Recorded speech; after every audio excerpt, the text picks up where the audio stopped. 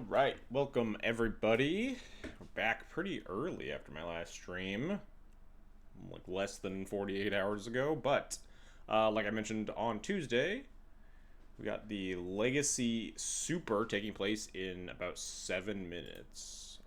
Well, I guess 11 minutes. I guess it might start at like 9:05. Yeah, instead of 9. Gives me a little bit more time to decompress at least, get ready for the event. We're playing. Currently registered the exact same 95 I played on Tuesday. Got a nice 4-1. Feel pretty good about D&T right now, specifically red-white. Talked about it at length for like multiple streams already, but you know, short answers that the red splash was like pretty hard teched to fight against like Eldrazi and Nadu, and then those are like the very clear winners of the short term at least of the new meta, with Bobble and Frog getting axed. So I just feel pretty confident about this deck. Feel pretty good, ready to jam some games. Don't know how long I'm going to go if we're like doing badly. You know, it's the holiday, so if I just end up like 1-2ing or whatever, I might just call it an early stream. But maybe we'll just like crush a bunch of people. Who knows?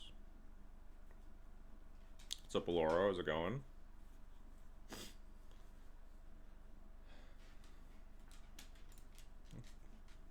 Don't really have a lot to say about this list that I didn't already say on Tuesday. We're playing some like Thalias just because Spirit's kind of versus a lot of these decks. Thalia is also kind of but you know, lines up a little bit better versus some of your worst matchups. Some stuff like some of the random combo. Not seeing some D&T gameplay in quite a while. I streamed on Tuesday, didn't I? I don't know if Acolyte's streaming today. I would assume no, because he's on holiday, but don't actually know for sure. I think he's streaming like New Year's Day, though. What's up, Fish Duggery?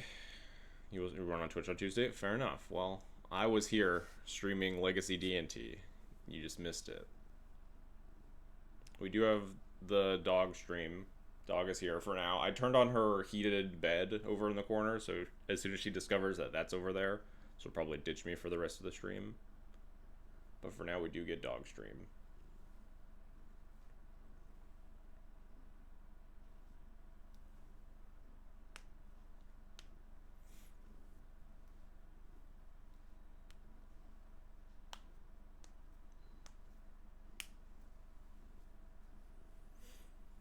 But for now, we have...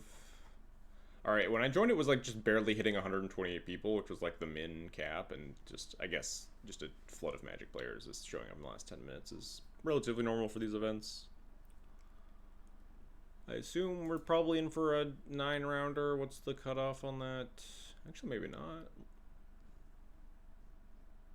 If we get under 212, we get an 8-rounder.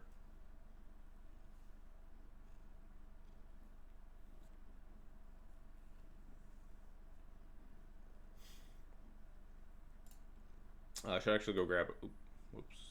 I'm going to grab water real quick. I realized that I didn't actually grab that. Get... Alright, kitty. Come on. Get off. I'll be right back.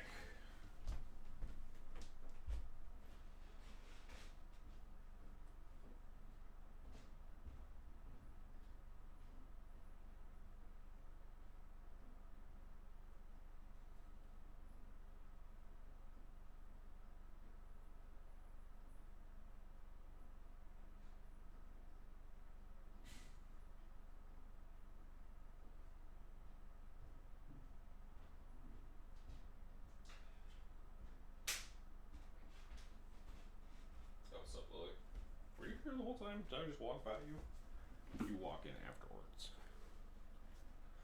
Alright, got my water actually ready now.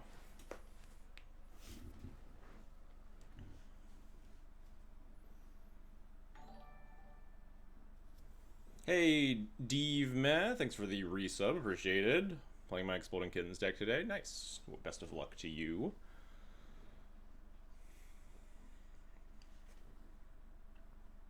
I should make a new post-ban sideboard guide for all the loyal subs, but the meta I think is still kind of ironing itself out, so I don't feel like it'd be super helpful. Also, like, the list is just so not really that different than the pre-ban list that I don't feel like that locked into it quite yet. It's like we moved like the second formula over the GTA. We changed Spirits for Thalias, which is like not even a set in stone change. Like moved around some sideboard cards. I'll hold off on it a little bit, maybe a week or two or three. See what the meta looks like coming into the new year. If I feel more confident in a list, like if we do like super well with this list or something, maybe I'll fire off a sideboard guide. But I don't want to give people sideboard guides and lists that I'm not like super confident in, or like feel like I have my finger on the pulse of the meta really well, stuff like that. Good morning, Tom Madness. Thanks for the good luck. You weren't prepared for showing up and actually playing D&T. I was like kind of close to playing Moonstompy, but I played a couple of Moonstompy leagues between like last Tuesday, like 9 days ago. I 4-0'd the prelim with Moonstompy, and then I played some leagues on it, and I was like, I'm just really not vibing. I don't know what it is. Just keep losing to random stuff. Did you pull this bed in? Yeah. Is it warm? Yeah, she's already in it. Oh, I didn't even see. She was on my shoulder for a second, but I had to go get water, so I pushed her off, and then I guess she immediately climbed in. She's already in the bed. I can't believe we solved your dog problem. Hey, Jarvis. How's it going? You hate Moonstompy? I mean, that's understandable. Everyone hates something. And Moonstompy isn't exactly the most interesting deck to play against a lot of the time. The D&T fan, I appreciate your service to sideboard updates. Yeah. I do my best to support the D&T community. And give people something for subscribing as well.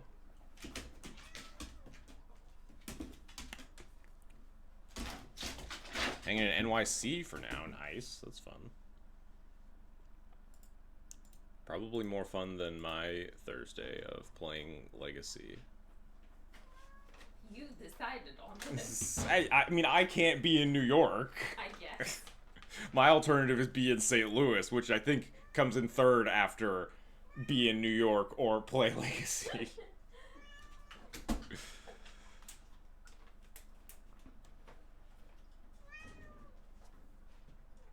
you need a new cat problem? I'm good, thanks. I don't need any. This one? Oh, she does not sound happy. Nope, she's mad. She's upset. Put her down. Hey, Jarvis, thanks for the gifted sub to Fish Duggery, aka the Piss Man. Oh, is Pissman here? Pissman is here. Say hi. Hi, Pissman. Today is Thank the you, one day. What? Now that Jarvis has gifted us. Oh, are you gonna... If he asks for it, I will do it. Aishnaz has a secret plan for some between rounds fun if we have time and if she sets herself up. So that means you gotta stick around, Elliot. Something you'll be very keen on being there for. I can't exit this room. Lily's too excited. A secret, yeah, exactly. Secret stream thing. We spent all of 5 minutes last night setting it up on my computer.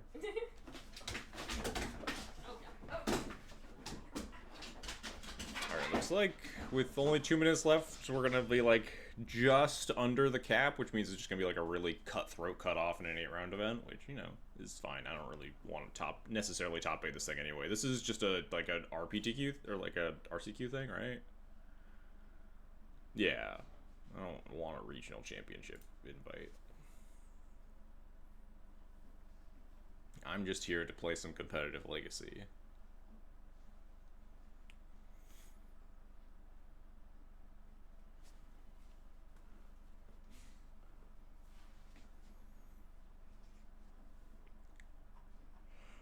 It's gonna be close. We got 12.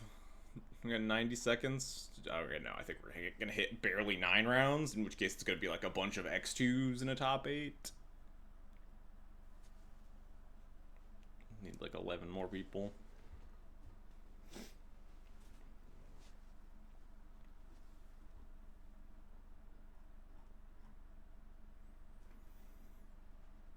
Good luck to you as well, Runcore, if you're playing.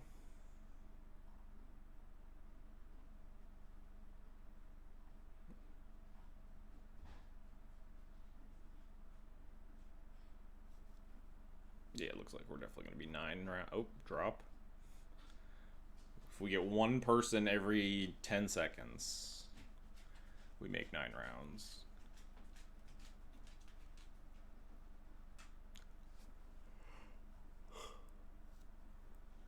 Ugh. Looks like we might not. Maybe, maybe not.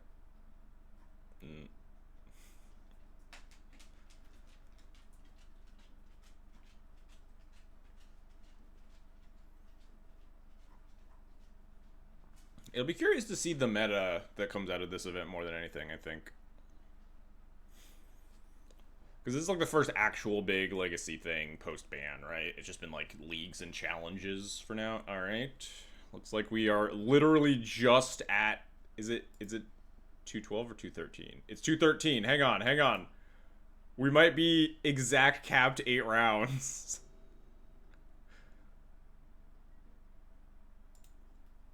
Yeah, exact cap 8 rounds. Wow.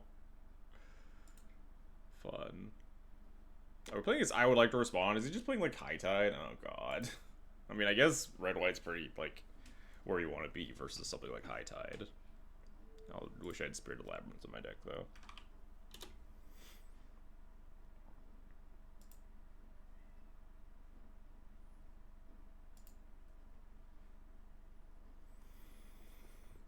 Sand doesn't actually seem very good if he's on High Tide very specifically. I mean, I guess, like, flipping a Johnny and then, like, playing Magus and zeroing the Johnny ain't bad. Turn 2 Stoneforge. But, like, if he's on literal High Tide, my hand is, like, close to textless. But what am I mulliganing for if he's on High Tide?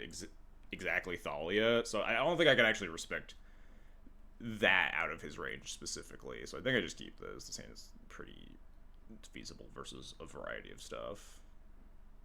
We have very little if he's actually playing, like, a Storm deck or something.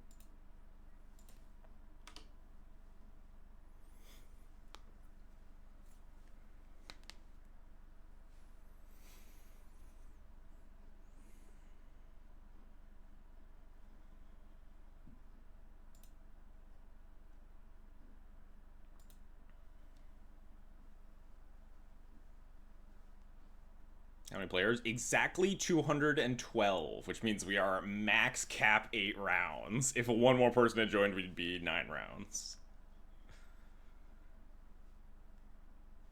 Which means it's going to be an extremely competitive cut to top 8, but it also means that I play one less round of Magic. If I go all the way, I guess. Bloodstainmire, that doesn't look like, This does not look like High Tide, huh?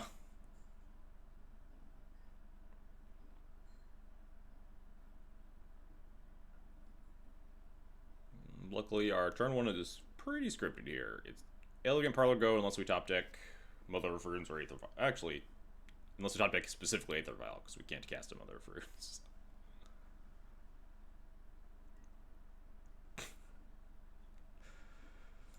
What was that yesterday? Like we drew like Mother of Runes, perfect timing, like 3 games on Tuesday.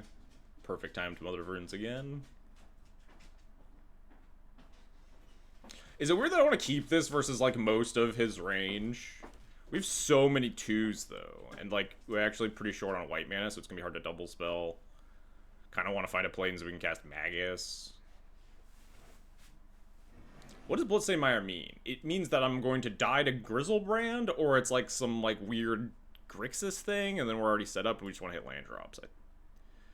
I can't... Or, like, a Storm deck, and I really, really want to top this. He's on, like, Ant or something. If he's on like a Grixis deck, I think I'm just pretty happy with his hand though. Maybe I'll top this.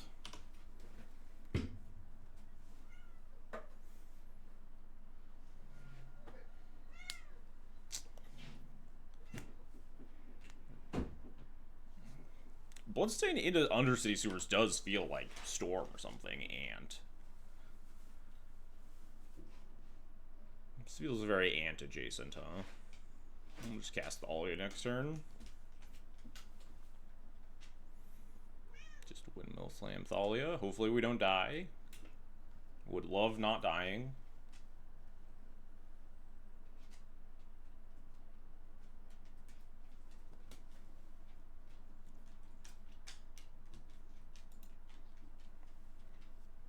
Just shuffle on the Ponder, say go.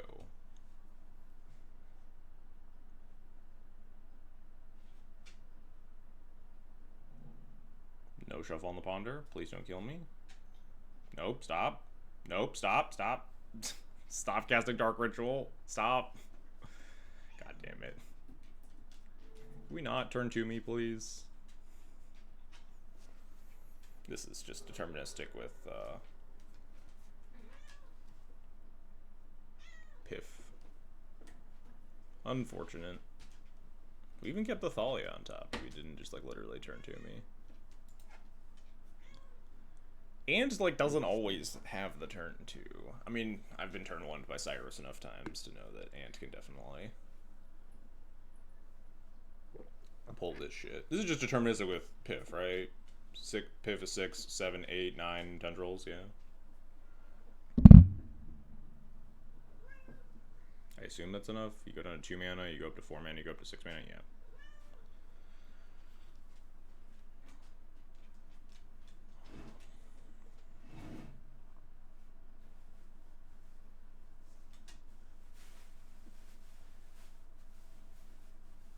Thinking about, like, playing around some weird main deck graveyard hate? Oh.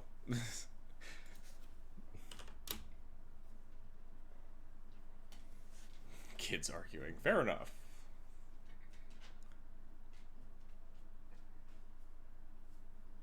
Double Solitude. That'd be a sick blowout, yeah.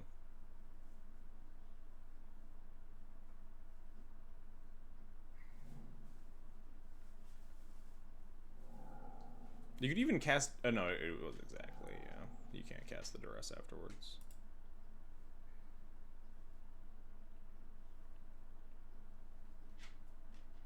I could Burning Wish for... I don't know, probably not a ritual. Man, if I double Solitude here, what a world that would be. We'd probably die to Past in Flames after mind twisting ourselves. I think I want all of this. Leyline of the Void's like a little shaky versus Ant because we want to mulligan for actually good hate. But we do have a lot of bad cards, so maybe they're just fine. Do I need to respect, like, Empty the Warrens? Because this deck can't actually beat Empty the Warrens anymore with no, like, Batter Skull or anything.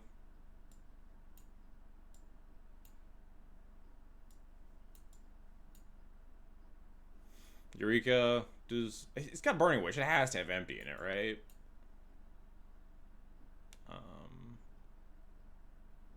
I'm already at 81, though.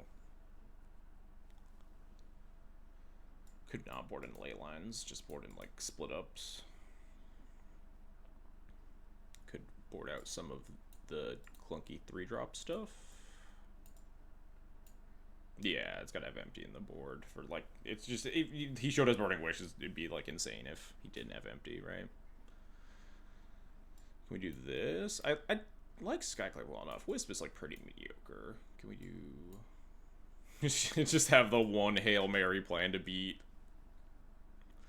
Empty? Maybe the plan to beat Empty is don't. Just lose to it.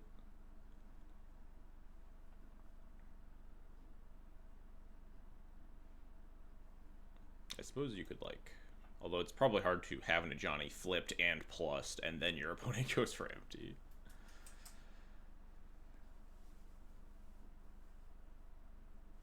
I think this is probably acceptable. Skyclave's nice to hit the random, like, bits and baubles sitting around, especially if he discovers we're on Thalia in, like, a game 2. More incentivized to play out LEDs and petals and stuff.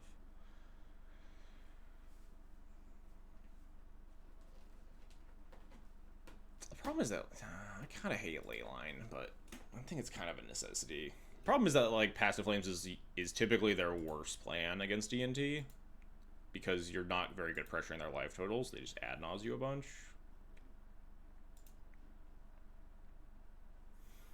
All right, we can keep this. Keep this. Can't really bottom second Thalia because we're. This is a little tricky because I really want to just reb a turn 1 cantrip all the time. Yeah, Leyline is fine. I'm just not super happy about it. Alright, so I want to reb a turn 1 cantrip every single game, basically. I want to cast turn 2 Thalia. I want to be able to beat Thoughtseize, which I guess just means bottom Broadside, which kind of sucks, given that we have a Johnny Broadside that really tries to kill him. But we also only have 2 lands right now, so I think it's better to just have all of this. Johnny's still 3 power.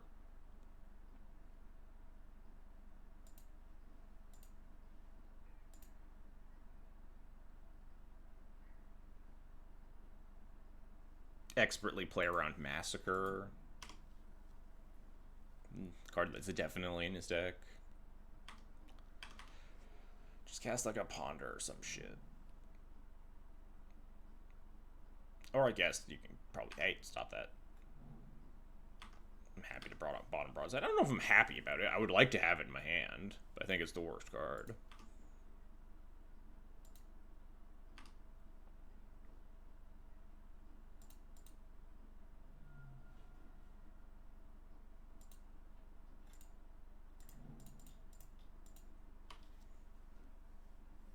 Can't believe he played around Thalia. Who plays around Thalia in 2024 Legacy, huh?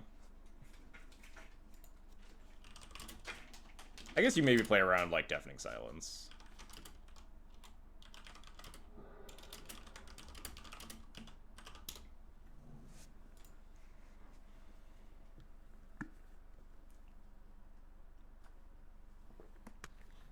Or, like, Mind Break Trap or something. There's not a lot of reasons. I mean, we just, like, have Skyclave, get him next turn.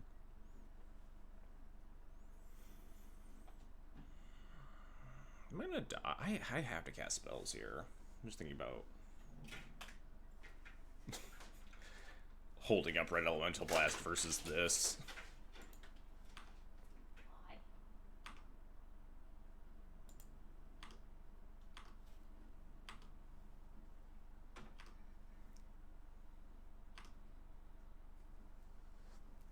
I'm gonna die if I just tap out versus 6 cards in hand. Land go is so suspicious. Also, what was with that fetch? What's happening here if I just pass the turn? Brainstorm? Would I blast a Brainstorm? Probably. Just to get my mana's worth. If this is like Abrupt Decay, I kind of feel like an idiot, but I also just can't really win.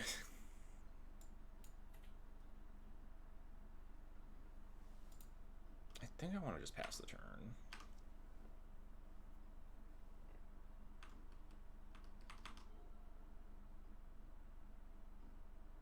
Awkward thing is, even if when I hit one more land drop, I still if I want to hold up Reb, I have to not do anything. But I mean, if he's just doing literal nothing, I feel okay about this. Maybe not okay. I don't feel super good about this, but I like holding up Reb for like Dress Down, Echoing Truth, whatever. I'm a little suspicious. Missing this land and like not casting any cantrips make me think that he's just waiting for go time here.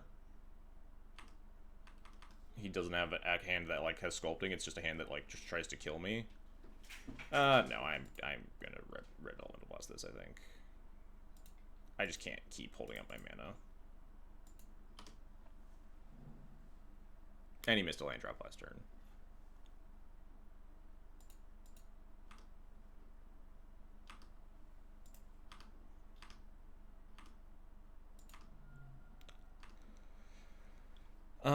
Stoneforge for Kaldra is 7 damage next turn. Puts him to 5 and then dies. A Johnny is 5 damage, which is not lethal. Costs us more mana here, but we don't really have a lot else to spend our mana on. To punish if we draw like exactly Grafdigger's Cage, I think.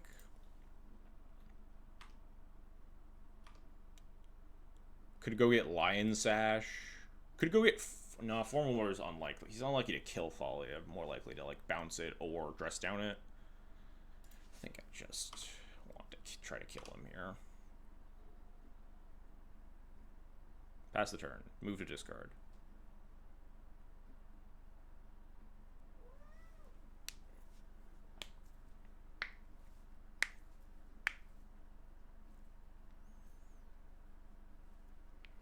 I guess Mindbreak Trap would be another punish for putting Cauldron in my hand, but I would accept drawing a Mindbreak Trap here and attacking for 3, I think.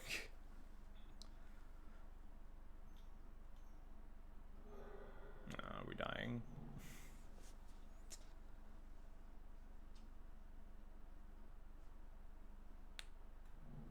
Chromox. Alright, we're not dead. But I assume his hand is like a piece away from killing me, which is scary. Also, like, multiple dress down's pretty rough for my holding up Red Blast for 2 turns and, like, missing a bunch of land drops. Stop it. Stop it. Stop it. Alright, we're dead.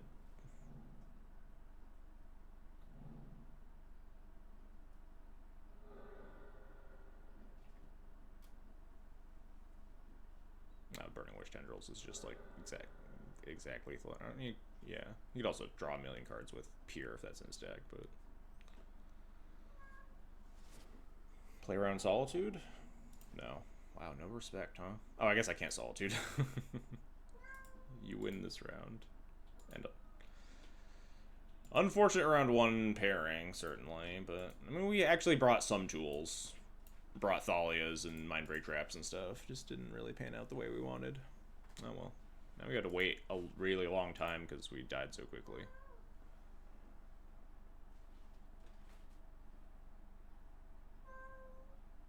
I don't know what she wants. Well, no, I'm done with the round. Oh, you're looking at me, yes. Not the cat. Okay. No. I don't think that your condolences are genuine, Eureka.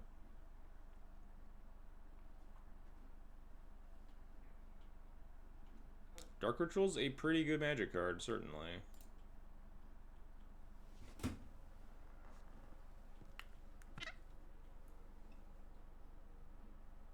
we do this last night? Oh, I guess you can just do it from over there, huh? Yeah, I don't have to sit next to you. I just have to True. do this. Hit the screen sharing button. There you go. Is Pissman still here? Yes, Pissman is still here. Here we go. Because I feel like he's the one who's gonna want something. There we go. We set it up so that I can screen share Aishnaz's iPad to the stream. And it is time for the Holiday Miracle, where we just doodle some stuff. We just chill. And I know Fish Duggery has a burning suggestion. Whatever the chat wants, I will do it. Whatever, yes, whatever Chad decides. We'll do some doodling. Chill art stream. I should put that in the stream title. Chill art stream between rounds. Is it time for the Holiday Miracle? God damn it.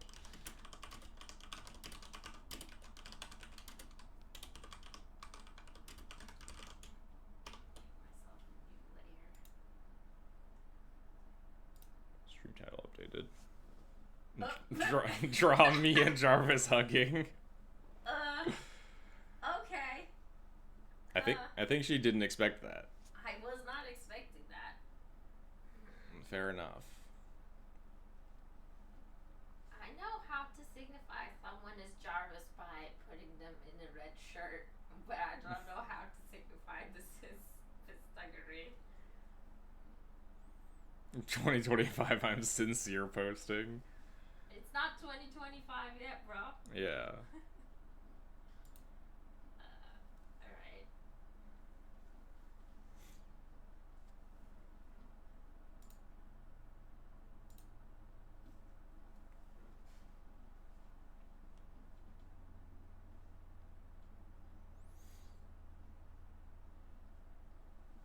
You're looking up your reference materials. Oh, there we go. Yeah, I don't know how two people hug. I can just imagine that in my head. Can't you just Google? Yeah, just Google people hugging. Up later.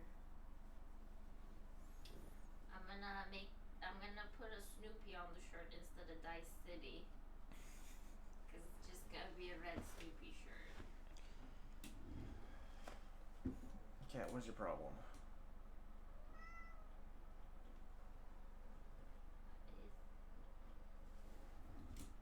Just Google people hugging, as if that's not literally what she did.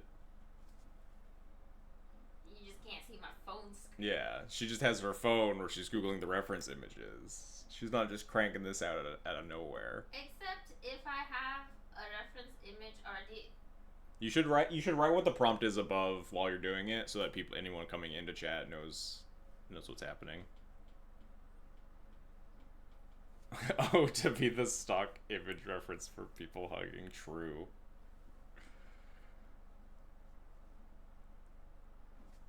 Does Elliot wear hats a lot? I don't think so. Does he? Was he wearing a Elliot, hat? do you want a hat? I don't remember what you were wearing in Eternal Weekend, bro. That's all me.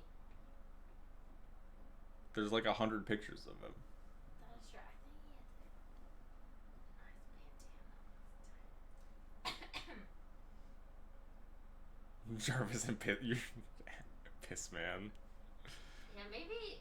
I don't know if other people call No Elliot. one else called. Oh, I guess he's. Oh, no, he's probably Fish Duggery on Blue Sky now, right? The Piss moniker probably died with Twitter a little bit. Good. Usually behatted wool cap or Carly Rae Jepsen baseball cap. Does that give you something to work with? Okay, sure. I'm gonna go get a yogurt. Realized I didn't eat breakfast yet. Probably unwise. Jarvis wears glasses.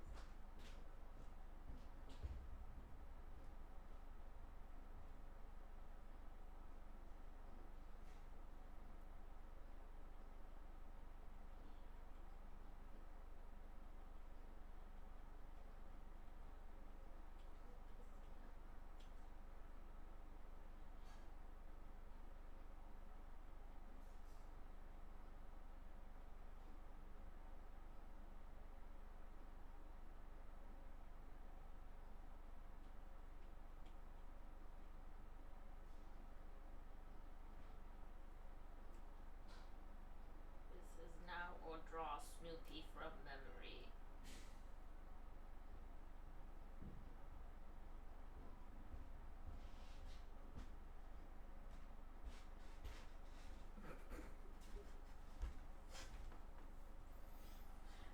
What do you think about the Snoopy? I can barely see it on my screen because it's just a tiny OBS window right now.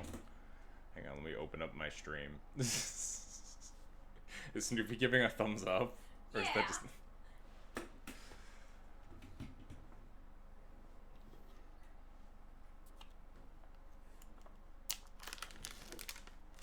Lily, this is yogurt.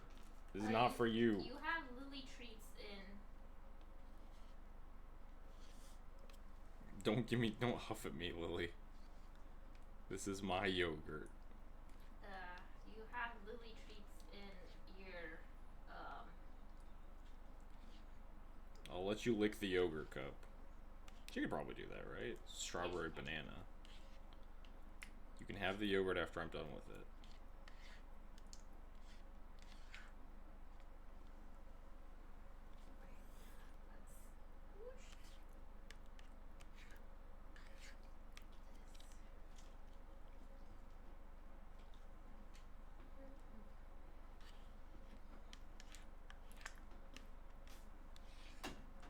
Faces are not gonna look like anybody because I don't usually draw human beings. Realistic human faces. Yes, it's not about that life. Fair enough. So, I'm on the wrong layer. Almost glad I got 40 drills so we had time for this. Alright, I appreciate the almost. I mean, honestly, I'm fine with getting murdered. It gives me more time to eat some breakfast. when I soft committed to this, I didn't realize it was at 9 a.m. and I thought about not doing it because I thought it was gonna be like at 11 a.m. or something. 9 a.m. is a little rough to start the stream, but we live and we learn.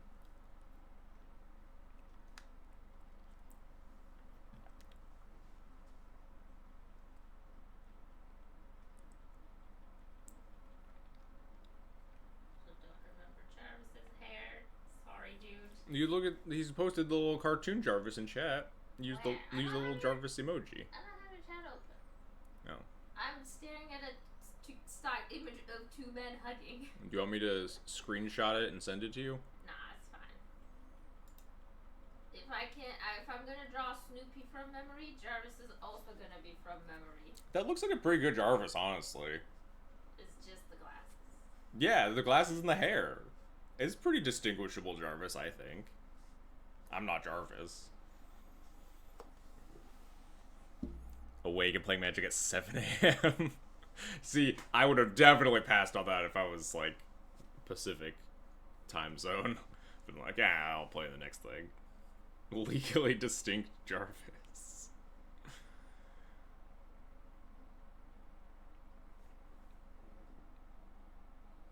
He's on the Jarvis clap emoji. You can see that one in chat.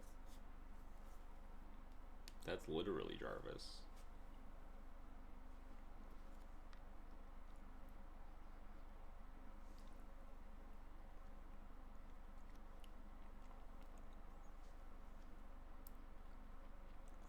Chat, how do you guys feel about yogurt with fruit at the bottom? I can't say I'm a fan, but I've been buying this yogurt for a while. This Dannon Light and Fit, but they got rid of my favorite flavor. They don't sell the lime one anymore, so I've been buying this strawberry banana. But it's got like strawberry bits on the bottom, and I can't say I'm a fruit at the bottom of my yogurt guy.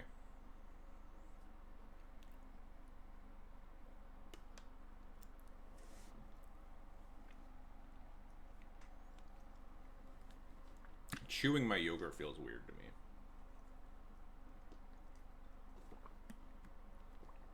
I feel like that's them being lazy with the flavor. Alright, there we go, yeah. Fruit at the bottom seems like a scam. Alright, good to know that I'm right. I'm right, and fruit at the bottom of the yogurt sucks. Just get good, pure flavors. Just blend them in. Isn't that like an American thing because of some regulation? Is it? Is it? Let's Google this and find out. I can do whatever I want behind the screen because you guys can't see it. I can't because they're seeing my screen. Yeah, I can never actually open my browser. Why do they put fruit on the bottom of yogurt?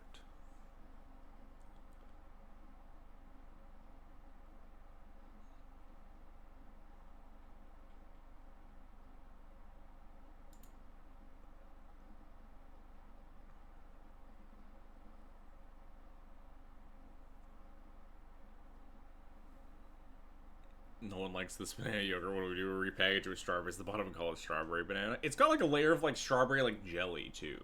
Maybe not jelly. I don't know, something like that. I found a Reddit thread from 9 years ago. What's the point of fruit at the bottom yogurt? Is it really that hard / expensive to ship it already mixed? Set style yogurt has fruit at the bottom. In that case, the fruit is added first, then the yogurt's added to allow to ferment and set in the package. Firmer, more cuttable textures. It's stirred or Swiss style fermented yogurt. Blah blah blah. And this is marketing. They create an experience. The experience of eating fruit, like chewing your yogurt. It's not a good experience.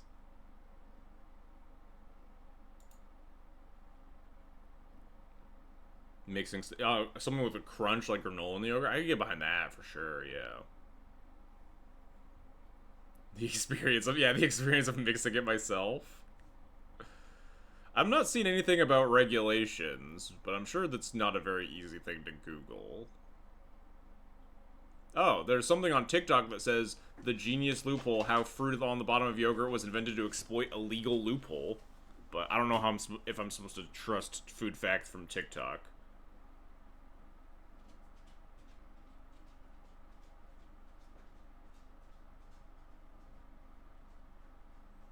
I don't know if I'm clicking on this 47-second TikTok, guys. we might have to deal with living without knowing.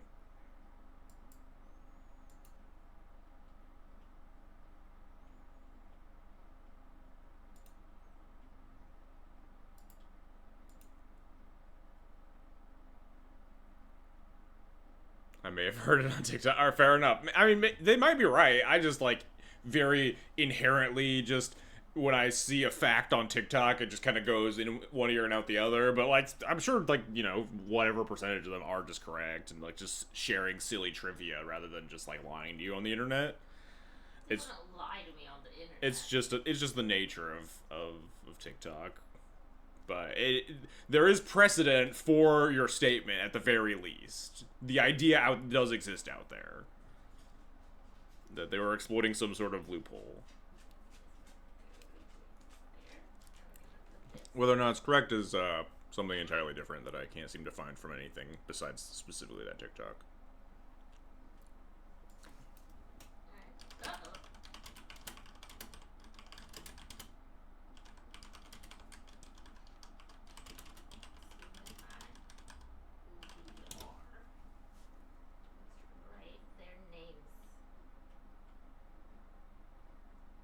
I found an Instagram.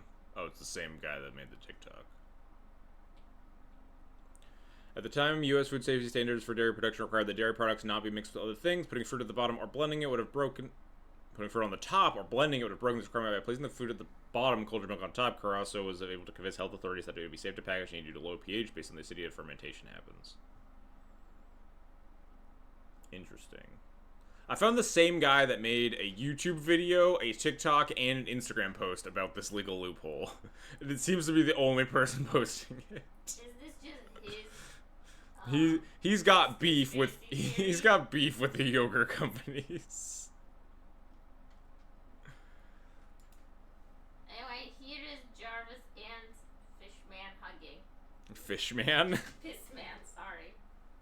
I even wrote their names on their pants so you can tell. Nice Carly Rae Jepsen hat. Do you not like the Snoopy shirt? It's a good Snoopy shirt, yeah. So kind of Jarvis and Fish to wear their labeled pants. Yeah, how else are they gonna find their pants again? Alright, we still got plenty of time. 23 matches in progress if anyone else wants to see something drawn. Did anybody... No, everyone was just enjoying your first drawing for now. They didn't want to spam. Does anybody else have anything other? Alright, Lily, you want some yogurt?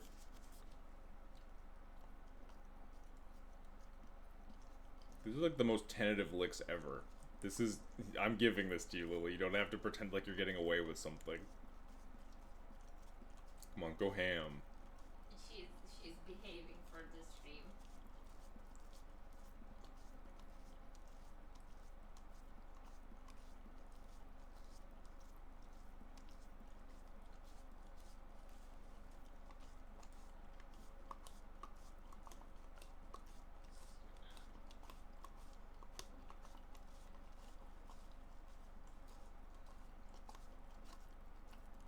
Alright, thank you for cleaning my yogurt cup, Lily.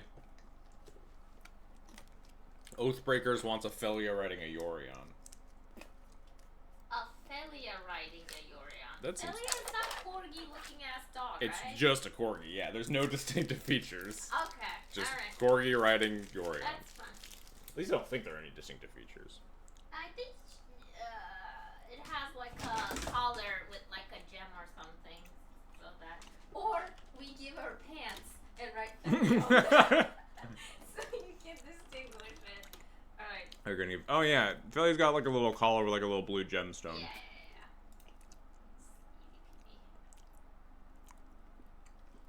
Don't forget to give Yorion pants.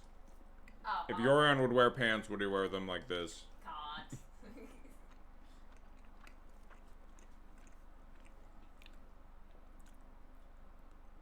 My favorite Yorion is that very stylized one. Yeah, the one that I use. Right? Not that one, that one. Yeah, the Multiverse Legends. No one can see this except you. It's behind your screen. They probably know. Okay. You have no tattoos? Yeah, it's on your pants. You have a pair of sweatpants that just say Jarvis on the thigh, right? Everyone owns a pair of sweatpants with just their name on it. This would be a good gag gift. Maybe next year we should make pants with, like, Juicy on the butt, but just their names, Jarvis. But you have to promise to wear it to an event. We have to recreate this picture. It's a very fencing thing to do, to have your name on fencing gear. Yeah, I think that's a lot of like sports stuff. I don't think I had my name on like my like cross country sweats. But that does sound like very like sports sort of deal.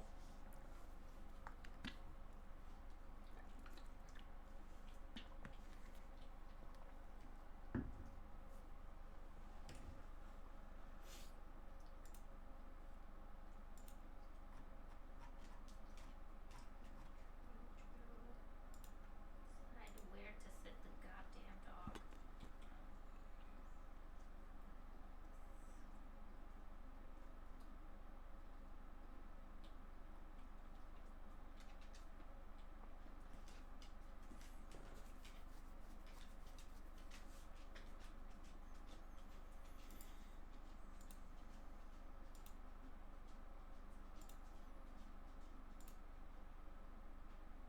How are people doing in this event? Where's Fish Duggery? Fish Duggery. Oh, you beat Oops. Nice. Let's go. No one else can see this, so I'll just report some of the matchup results that I care about.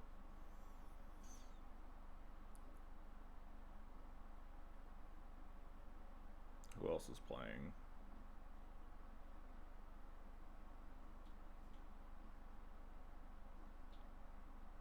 McWinsauce won.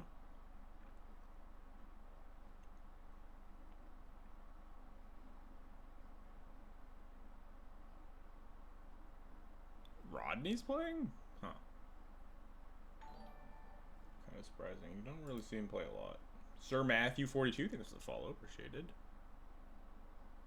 Sylvia lost his first round. Tony lost his round. True Futurism won. Wonder Pro lost. Oh god, we're in the Wonder Pro bracket already. Bro, you're supposed to win these, so I don't have to play against you.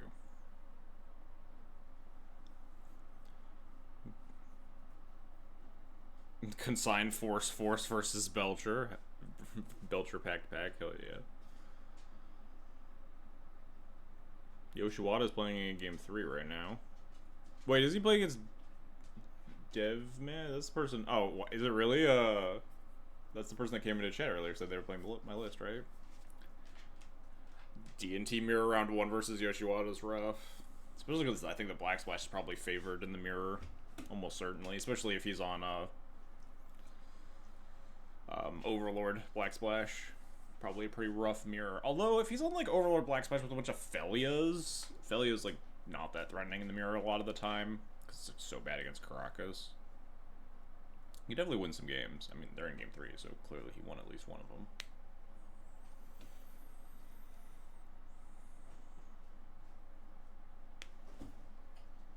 I'll wait and see how that match turns out.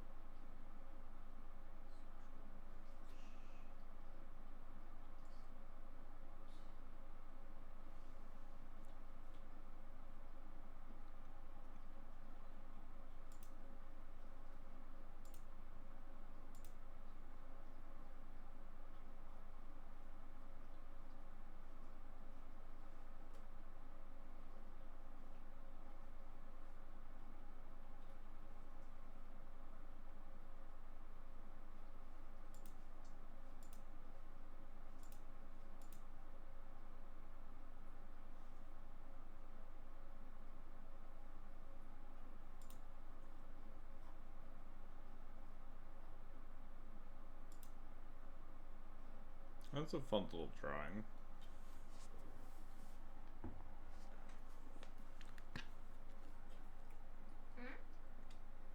It's a fun drawing. I'm sure the Feli Yorion gamers will get a kick out of this one in the future. Looking at the doodle.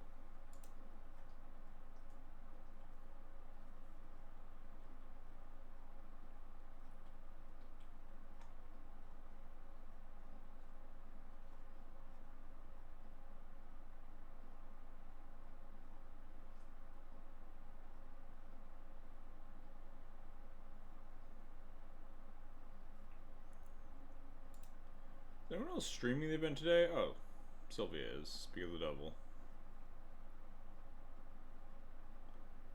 Sylvia is playing. Tony is streaming. Double queuing with the. Oh no, his title changed. I thought I was playing the Vintage Challenge. Ginger. I thought I saw Ginger in this event. He's probably double queuing. Yeah.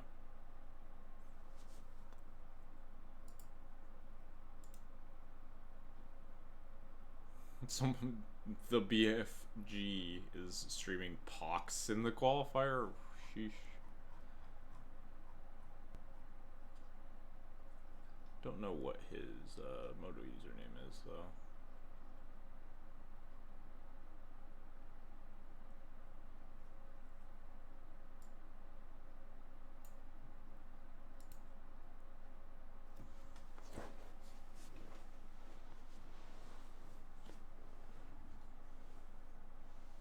Ginger is delvering pretty hard. Yeah, I mean he's the usual, just like play the random legacy, big legacy events on Delver, just like not pay attention to the format, and then just like register a pretty stock Delver list whenever there's a big thing going on.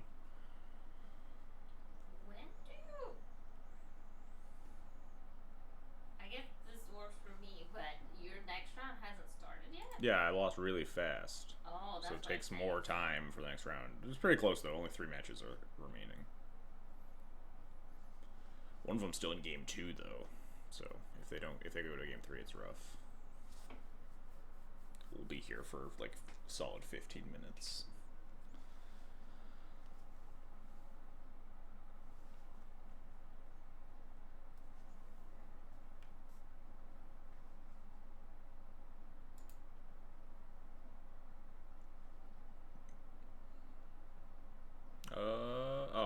Yoshiwada won. Unfortunate, but understandable. Rough to play the mirror when your opponent's on the black splash and you're on the red splash. And that other match finished. Alright, we only have one more. And it's not the one that was in game 2.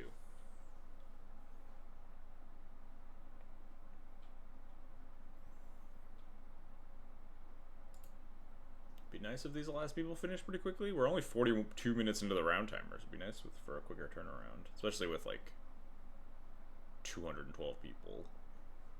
42-minute turnaround timer would be crazy. This means either Philly is a giant and or It's a baby Yorion. it's a baby Orion. It's riding a baby Orion. Yeah.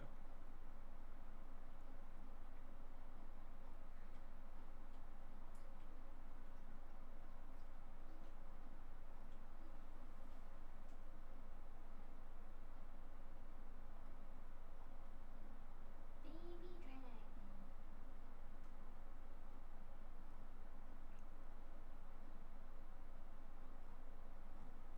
Look, baby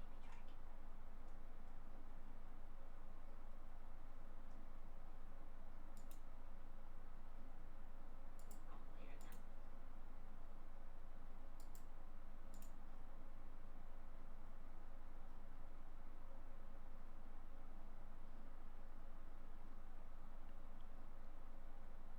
If I had a nickel for sometime, every time someone did fan art of Yorion with a corgi, I'd have two. Oh, that's true. Yeah.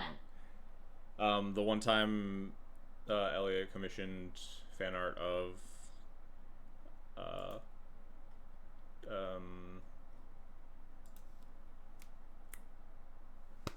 yeah, Jeff's corgi with Yorion. Ah, that's so cute.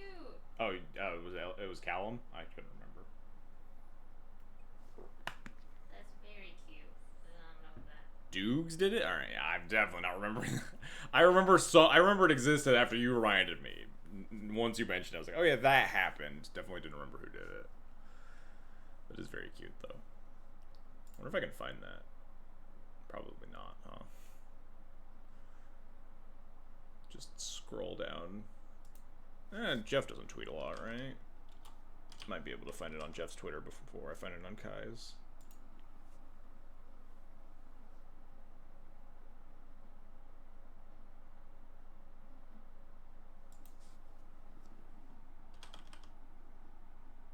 God, what's Jeff's at? Oh no. Why don't I remember this? Because it's in tweet.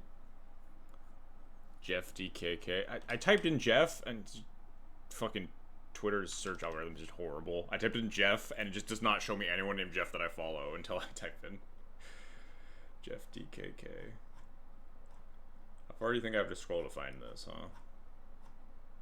He notably does not tweet or retweet a lot, which is pretty helpful. I've not scrolled for that long. I'm already in October.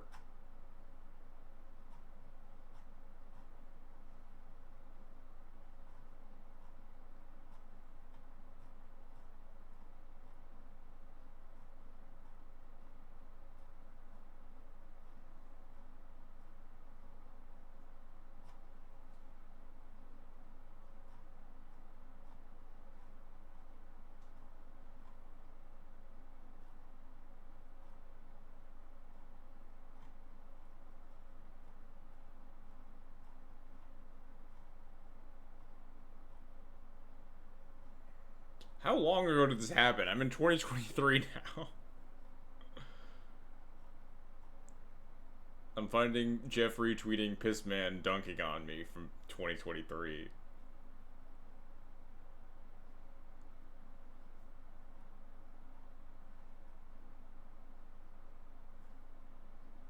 Yo, a link.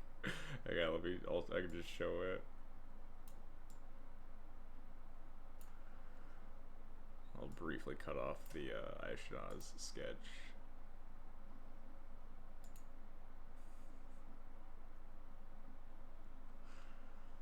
Fucking Pissman greenlining me. Oh, this. You're from 2023. This thing. Oops. There we go. Oh shoot, round 2 started. Fuck.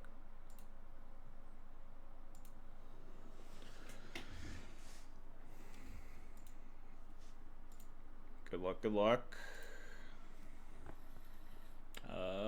This hand's fine. It's kind of awkward that we have 2 equipment in our hand, but we have like 3 more in the deck, so... Do 3, 2, Lion Sash, Chainsaw, Cheetah, 3. Hopefully I get to play more Magic. Yeah, hopefully I get more than like 3 turns of Magic or whatever. A little bit of an awkward hand. If they're on like a Wasteland deck, I might want to fetch double planes. Maybe we'll get a little bit of info here.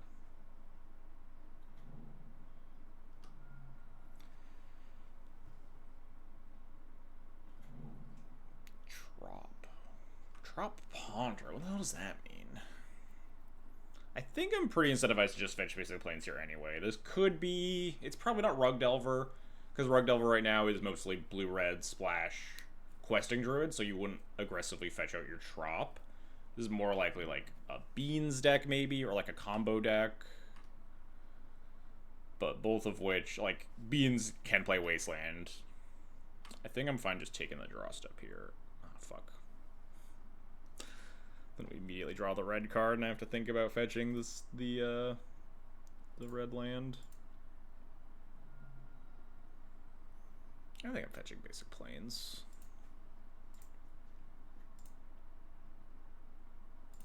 Let's play Thalia.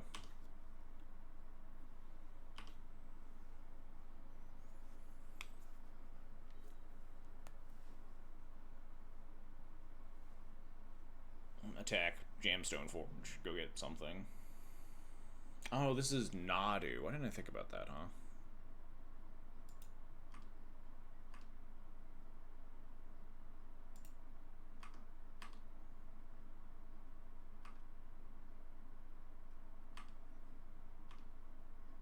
think I'm going to grab Chainsaw with this Stone Forge, assuming that it resolves.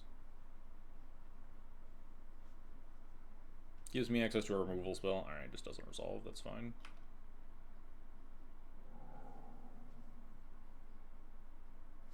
Again, like we talked about on Tuesday, my opponent's incentivized to sometimes fetch out their Surveil lands early rather than basics, meaning that this Magus Moon could be really good. An interesting point of contention in this matchup. Although we're going to draw like a non-red producing land, I'm going to feel like a fucking moron for playing around Wasteland.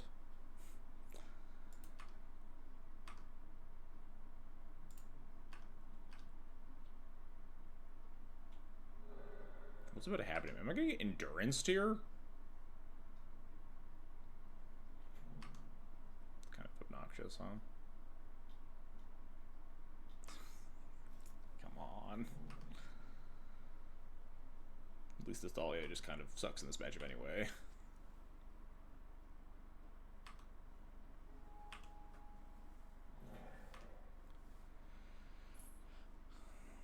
Four cards in hand. We can't Chainsaw. We can't break up the combo with Chainsaw. We can Formula or Cauldron to just beat down. We don't draw. If we draw Red Source, I'm just slamming Magus anyway. I think we Stone Forge for Chainsaw then. Good Stone Forge for GTA, but our mana is just so tied up that I don't think I really care about GTA right now. Maybe that's wrong.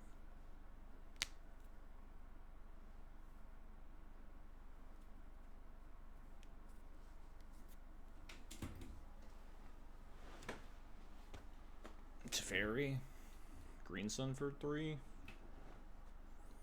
They have the basic planes here too, so we can't blood moon them off of nomads. We're just gonna die next turn, I think.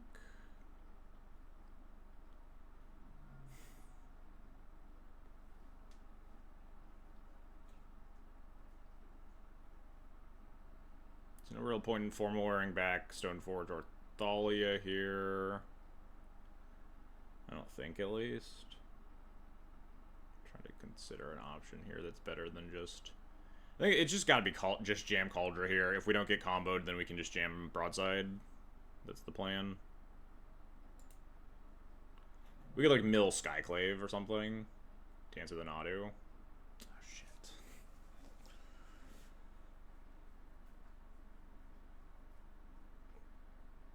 It probably is that, huh? It's probably mill this Recruiter the Guards, say go.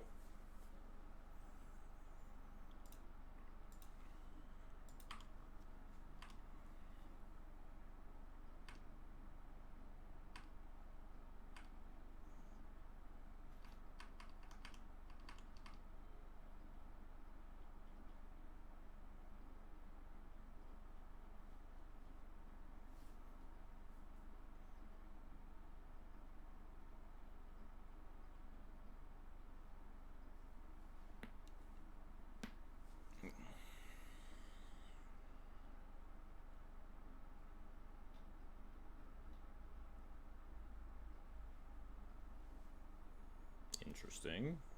I guess this is fine. It's just a way of tapping too, just no intent. Maybe they have a white source in hand or something.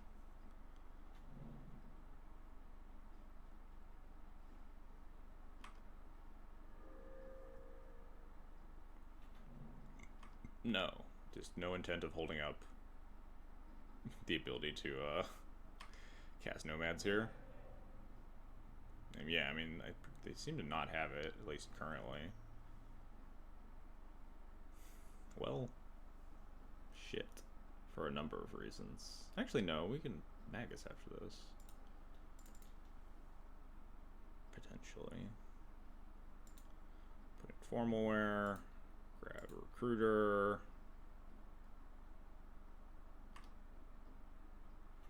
Expertly baited out this Endurance, by the way, by suiciding my Thalia into it, so that we would have our Formal Wear online, clearly. All according to plan.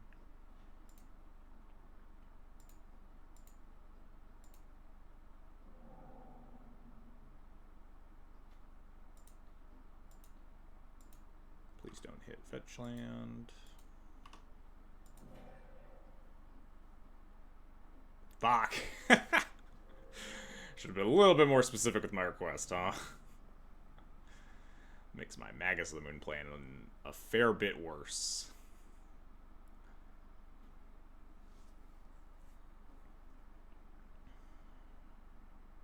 This seems like a Cauldra plus cast Chainsaw turn. Just like make them sack a land, and then hit them with the Cauldra. Most efficient use of my mana. Potentially sets up the Plow to target the Cauldra next turn. We can beat the Uro with the Cauldra. We can beat the Uro if we like Blood Moon them, and then like just like throw broadside at it or something. We have options to beat Uro.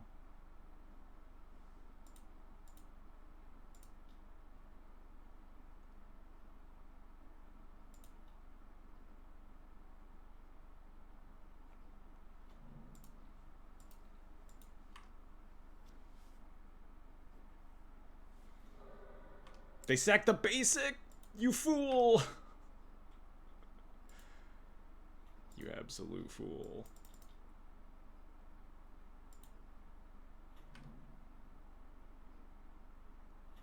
I mean, I guess sacking the basic makes some amount of sense because you want to conserve your ability to cast Uro. But it is exceptionally good for me.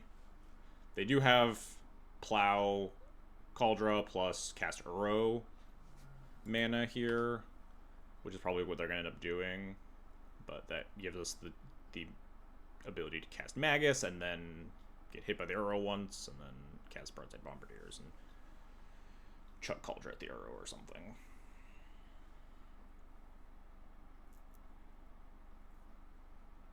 Hopefully they don't find a fetch or a basic this turn. But their white source is down, which is pretty important. I guess, actually, we can't just kill the Uro, huh? Because there's a Sylvan Safekeeper in the way.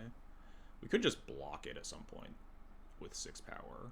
Just block it with, like, Stoneforge Recruiter, Broadside.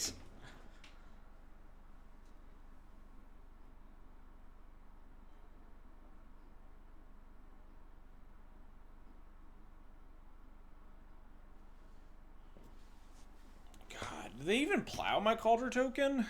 Do I have to, like, broadside this turn? Do they even plow broadside? They're just not gonna die. Am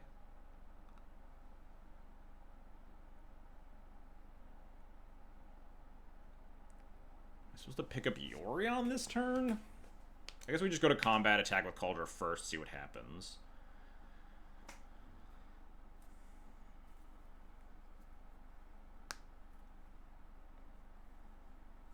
Yorion would be nice. Flickered, like Chainsaw, Recruiter, Formal Wear, and Stoneforge Mystic all would be really good.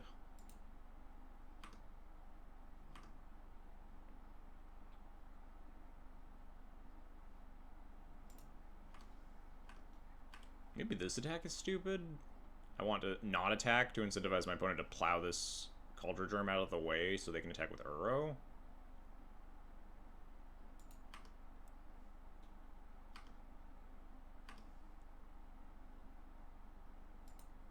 I think I'm kind of fine picking up Yorion here, though.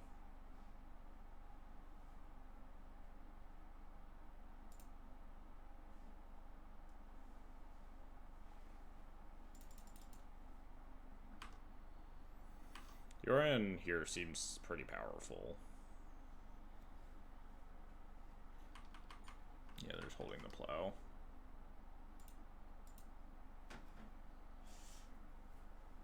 But yeah, I think I should have not attacked with the Cauldra. You could chump off the Recruiter, get it back. That's true. I don't know if I need to do that necessarily. They just find Green Zenith. Yeah, they're just gonna, I guess, not deterministically kill me here because it's a Safekeeper and not a...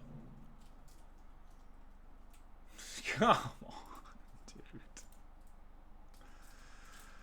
Sure. This is our event today, huh?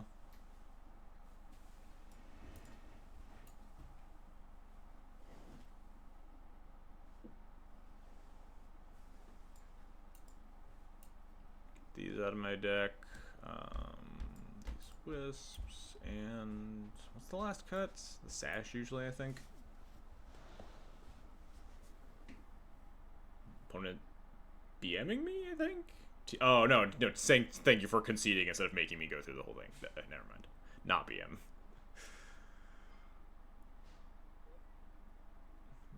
I'm pretty quick to just snap concede to Nomads. Nomads plus,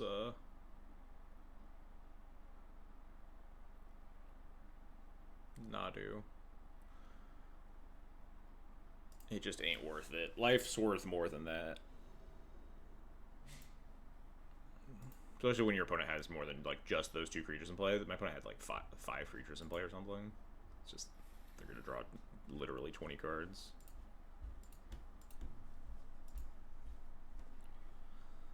Keep this. Hand seems acceptable.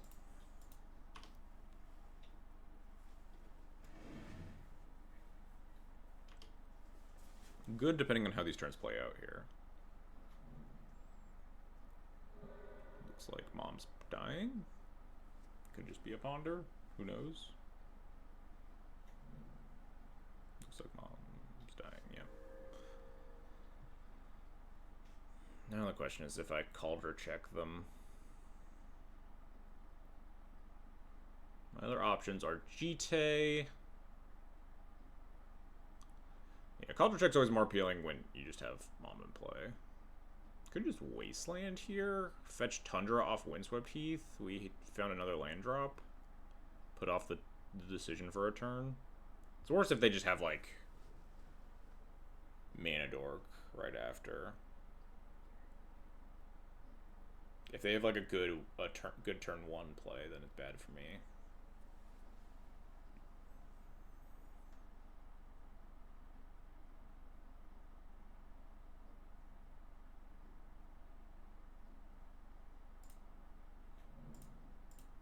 I think I do want to put off the decision a little bit.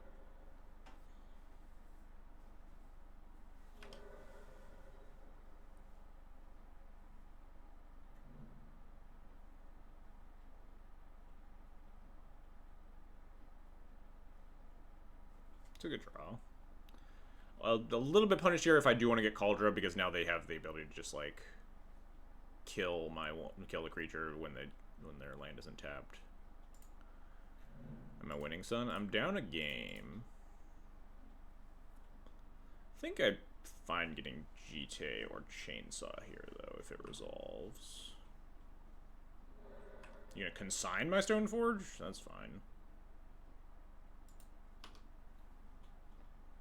That is, I guess, another punish for Wastelanding, but I'm usually pretty okay with these exchanges when I have, like, 2 better ETB sitting in my hand. You beat Actual Factual Pox. Was it BFG? We saw some guy streaming Actual Factual Pox. Kind of shocked that he won his first round, but, you know, miracles can happen. It's Christmas. It's the day after Christmas.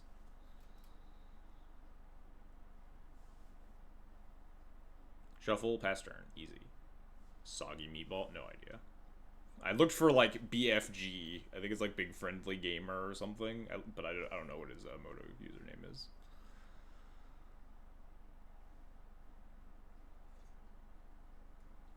Shuffle, no land drop, pass turn. Easy.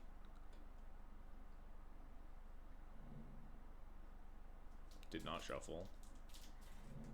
That's not a very good land drop. That's not a super good top deck either, but, you know. Plows are always decent.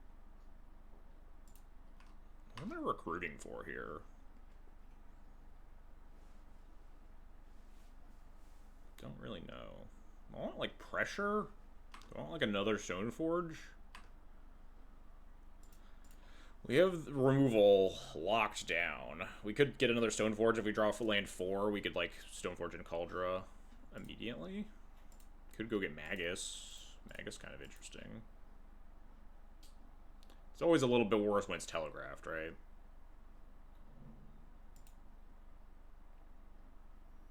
But sometimes it's still pretty good. Let's see here. What are my options? Bombardiers doesn't seem very good. Would kind of kill them fast, but so would a Stoneforge. A good Stoneforge for Chainsaw or Jite or Cauldra, which would all be nice. So I think it's between Stoneforge and Magus.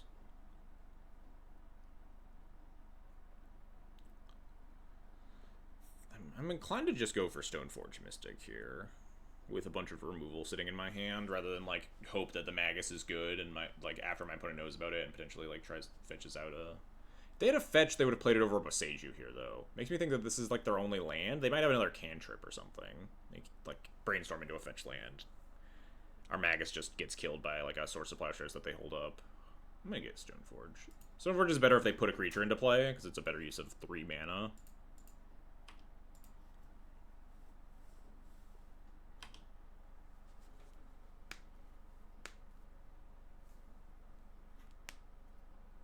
Probably the worst basic for them.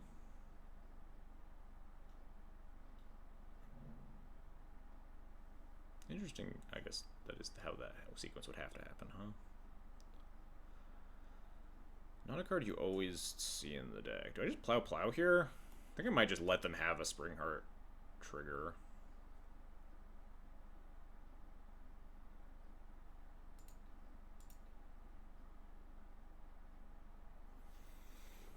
I can plow the Nantuko, but then I have to pitch I have to pitch Plow to Solitude if they just have Nadu. My gut also says that they have Nadu in their hand. What did I target? I think I'm fine letting them have a stupid little thing. I don't really care about it that much.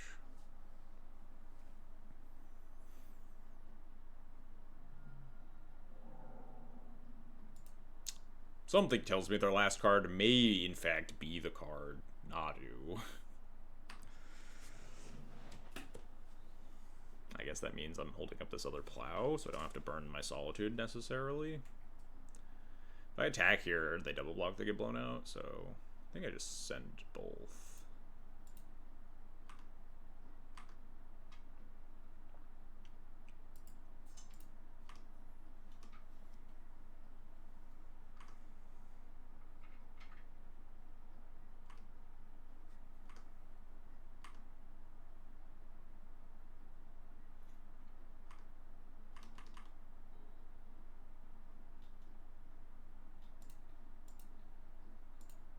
No, thank you.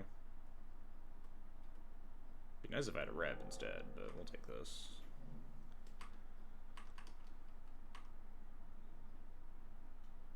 This could be a Bombardier's pitch Solitude situation, honestly. Let's see what we draw first.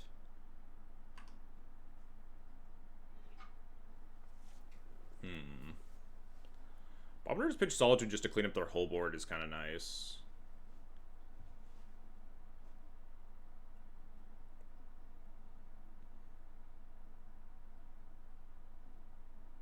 Rather than, what's my other option? Just like Stoneforge, hold up Caracas or Solitude on the Nadu, no attacks. I think I like Bombardiers, attack all. I think I throw the Recruiter at the, no, I'm going to throw the Solitude, never mind. I'm going to pitch the Recruiter, because I want Stoneforge more, I believe. My opponent will have 2 cards in hand, draw to 3. Feel pretty comfortable. Attack for 4, Solitude, pitch Recruiter. I have to Solitude the Nadu with the Exile. They gain a little bit extra life, but then, because I have to get rid of the Nadu first before I throw it at the Spring Heart, otherwise they get 2 triggers.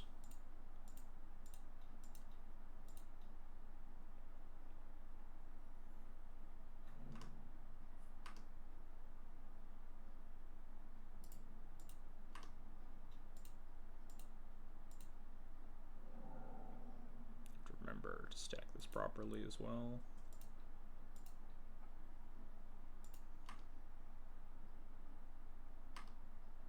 There's a consign. Good to know about.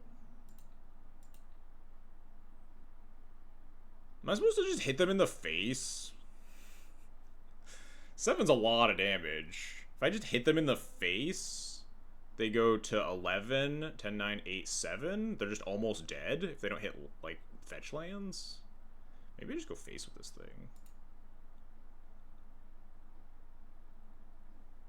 Oh god, did I break Moto?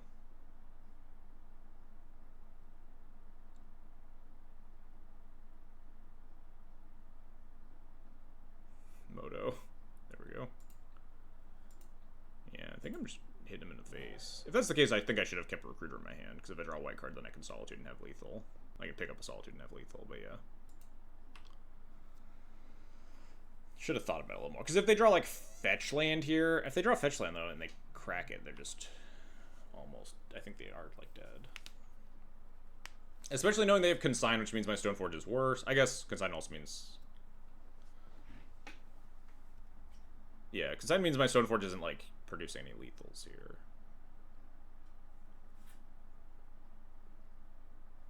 But, if I had a Recruiter in my hand instead, not knowing that they have Consign, I could draw a white card and then cast a Recruiter, get Solitude, and then just do this again and have lethal through any number of blockers. Should have thought about that line a little bit more. But like as it sits, my opponent needs 3 blockers, I think. Or 4 if they have a fetch land, if they need to crack a fetch. I guess it's not necessarily true, because if they block here and double block here so that it will die, I would have to sack before damage.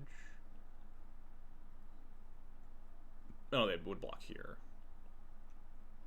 Block here, sack this before damage, trade everything, this chumps.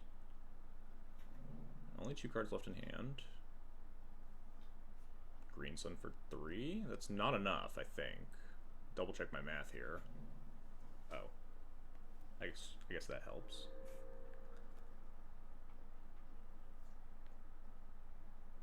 Attack? You're just dead, right? No, I'm actually off a little bit, right? 1, 2, 3. But I mean, this Blood Moon is really gonna help a lot. If they block here, I just go face, hit them for 3, plus, yeah, whatever.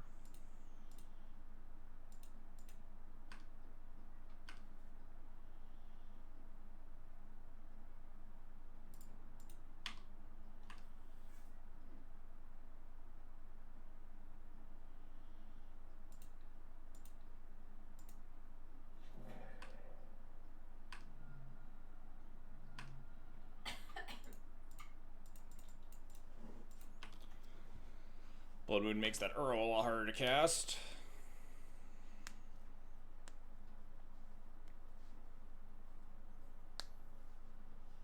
Even if they could cast Uro, we have...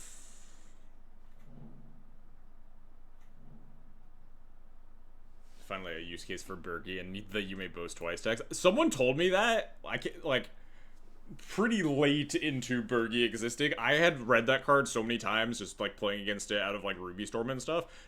Never once had I acknowledged that that line of text existed on that card. Fully thought that they were lying when they told me. I think we just run it back here.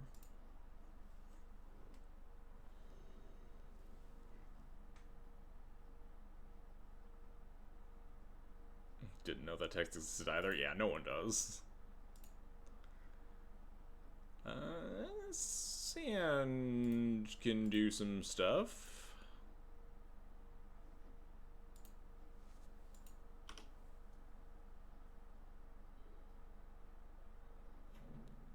Still have somebody who didn't play Kaldheim look up for their back and go have a question. The table instantly goes, don't worry about Boast.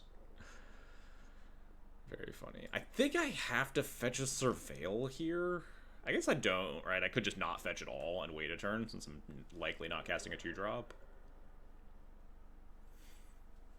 I obviously want a basic plains for this Magus of the Moon. This Magus of the Moon is not entering play anytime soon, though, because I have a bunch of white cards. I mean, I guess it depends a little bit on how my opponent fetches. They've milled their basic island, which is pretty notable. But yeah, I don't have to fetch anything yet. I can just wait another turn here and try to hit another land drop. Try to hit another land drop, I said.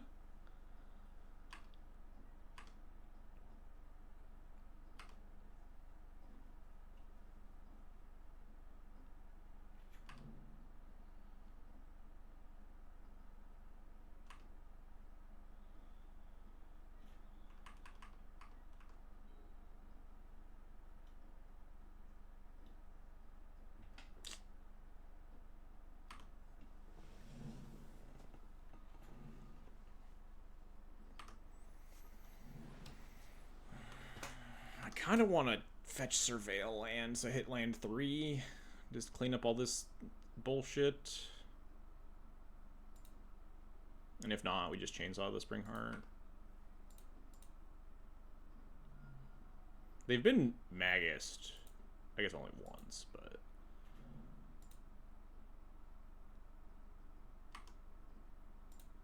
Alright, that's good at least.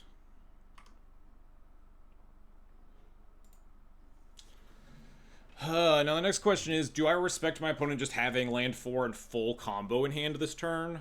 I don't this hand is so mana intensive that I don't think I have the luxury to respect that exact sequence from my opponent here.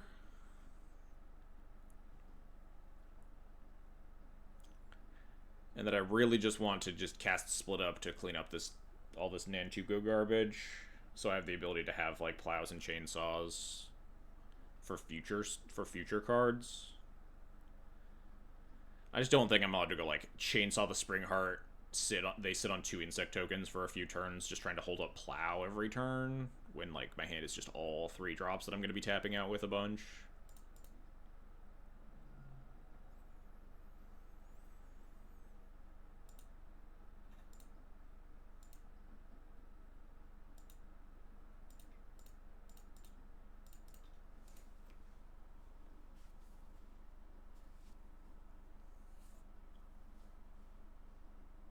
This may incentivize my opponent to fetch... I don't know, they already have both their Surveils, actually.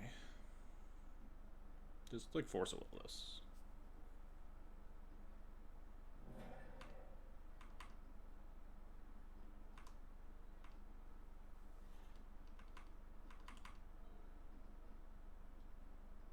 Cast, like, a Ponder or something, please. Just cast any not killing me spell. I'm begging you. No. Oh, thank God. Well, that's pretty bad for me. But at least it's not literally killing me. Plus it. Come on, plus it. You know you want to. Plus it, and then we top deck another land. Dang.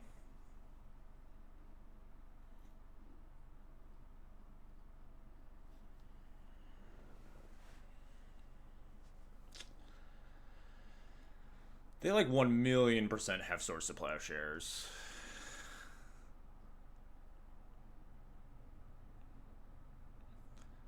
I think that makes Skyclave better. Because it really feels like my opponent is lining up to kill me here. Why doesn't Chainsaw target Planeswalkers? Really mad about this. Really feels like my opponent's lining up to kill.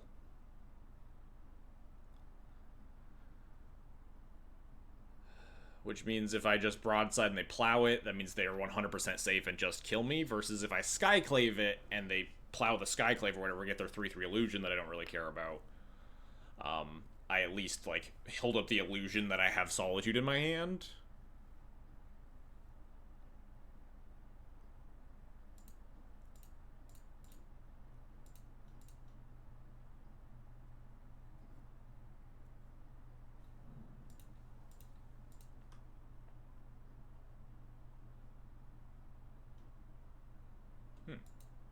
Alright, well, they kill me, they kill me.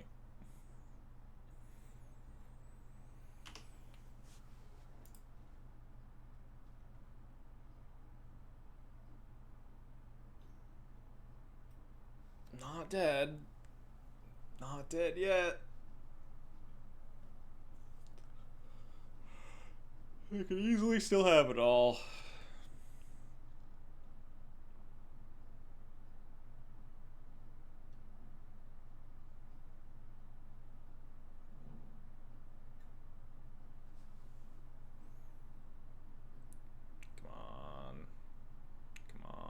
Thank God we're still... Guy, can we draw a land, please? I'm begging you. I'm begging you, deck.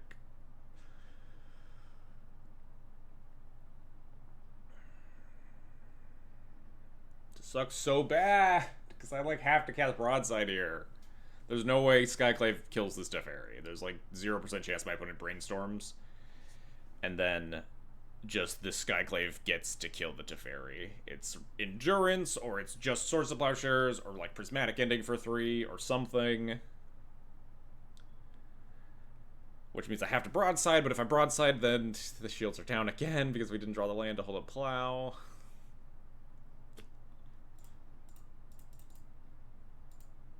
Green's on Zenith for 3, yeah, but Green's on Zenith for 3 would be fine because we could actually throw the Skyclave at that.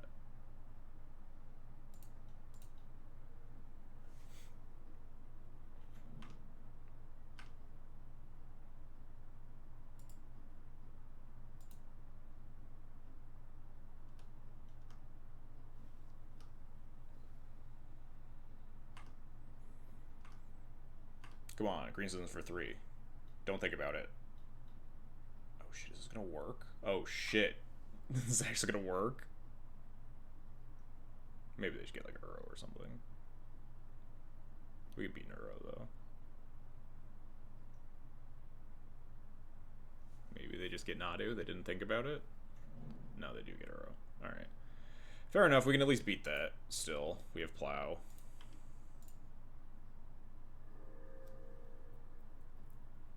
My opponent really seems to like the Uro plan for TNT, which is weird because the Uro plan really... should I have boasted onto the Dryad Arbor? I was F6'd, not really thinking about this. I don't think I'm supposed to boast on this Dryad Arbor, but maybe I am.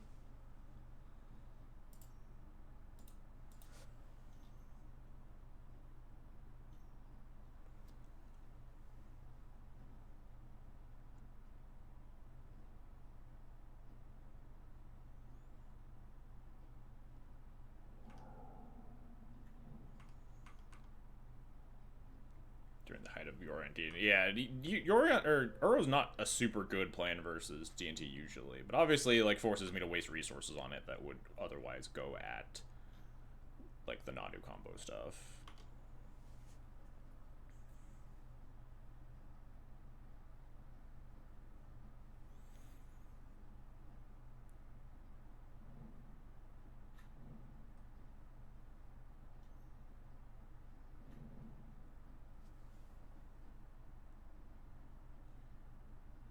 Finally, we draw the land on the turn that, like, it doesn't actually matter at all, I think.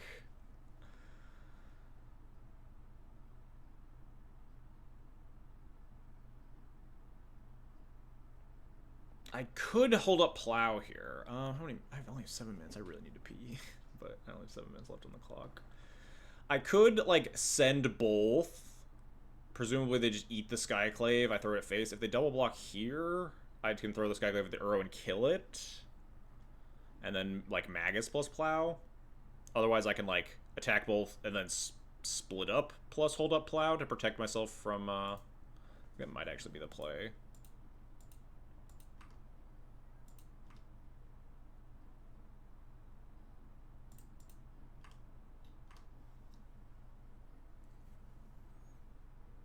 It is a double block, sure.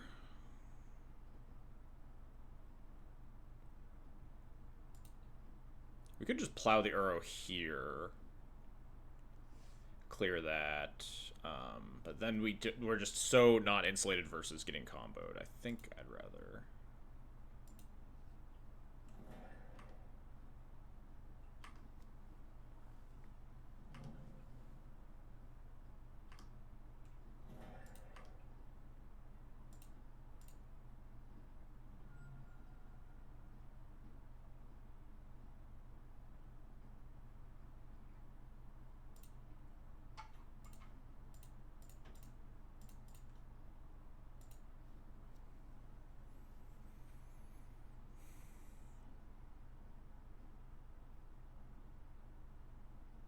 This is like a little bit loose, because if they just have a Plow that they haven't cast ever, but they would have just Plowed, right? I guess not. Interesting.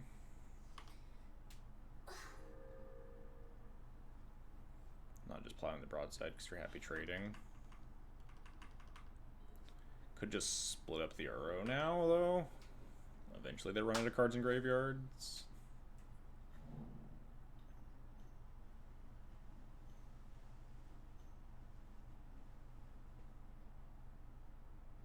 That we played it this way?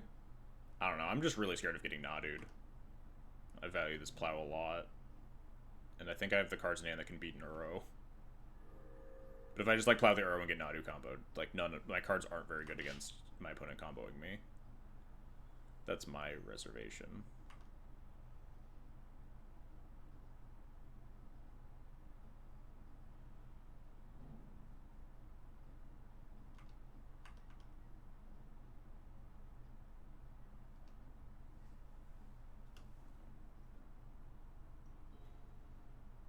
Not a very good draw, huh?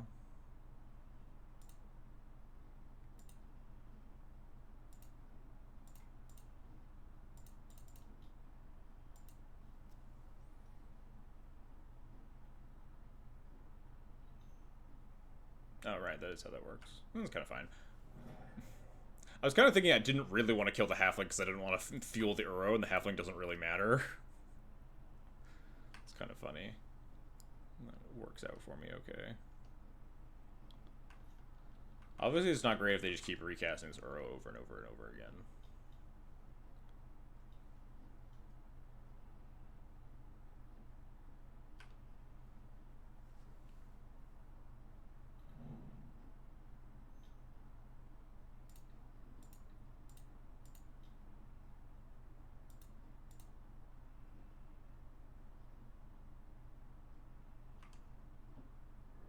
You have like second Nadu and just cry a lot.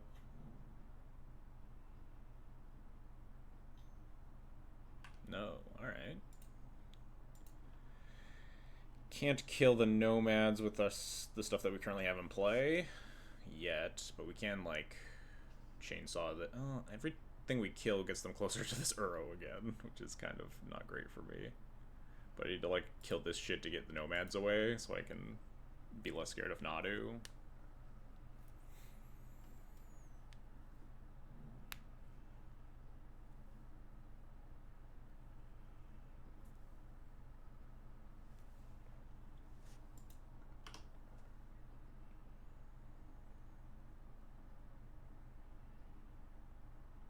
Thinking about playing around the third split up? Question mark?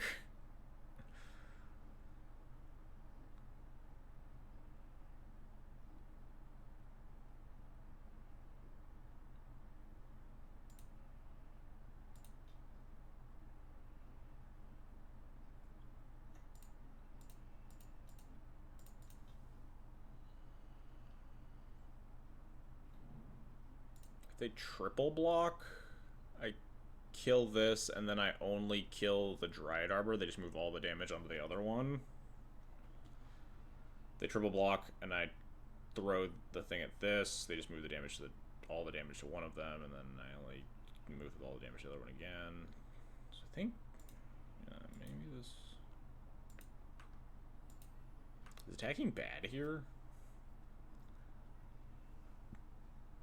Feels like it is kind of bad. How else am I gonna clear all these things so I can kill the nomads? He clears both these things, but then they have enough fodder in the graveyard. I think I'm just gonna say go. Yeah, they're pretty incentivized to try to get all their guys killed for their Uro right now. We're also like, you know, any moment we are dead to the second Nadu, so none of my paths, none of my roads really lead to Rome here. It's possible I should have even like just picked up Yorion, but we don't have anything good to Yorion here anyway.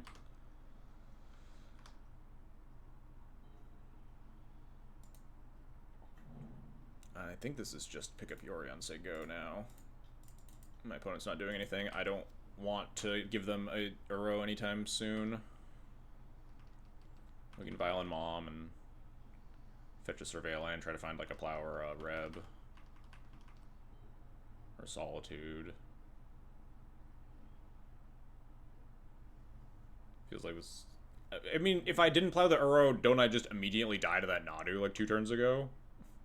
Like, I was very specifically didn't think that I could finish the game in time to with a hand that could not break up the Nadu combo. And I would have just fully died to the Nadu combo. Was the plan plow Uro and then just, like, hope that my opponent never has it?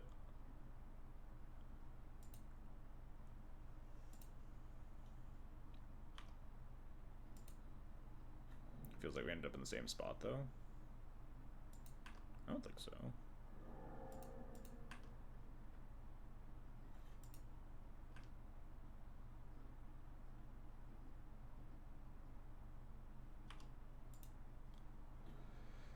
Stoneforge for Formalware. Formalware Skyclave on Nomads. Seems okay to me. Start attacking. Also change. I think it's now time to let the floodgates loose. If we had Sash in our deck right now, it'd be pretty nice. Is GT better than Formalware? 3 cards in hand? I don't think so, honestly.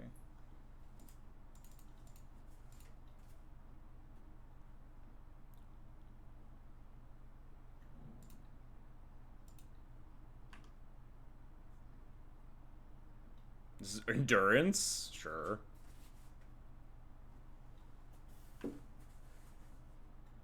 That's fine. We just don't want to chainsaw anything still because of the aforementioned Uro.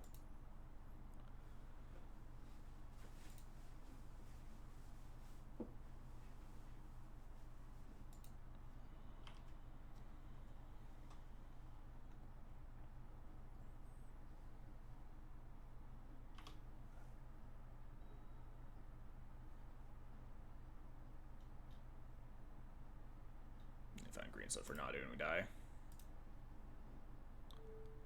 Fair enough. Kind of a bummer, but that's how it goes. I'm not gonna make them play through it. They have 7.5 minutes, and I really need to pee more than anything. We have 2 rounds, so probably no doodling. I'll be right back.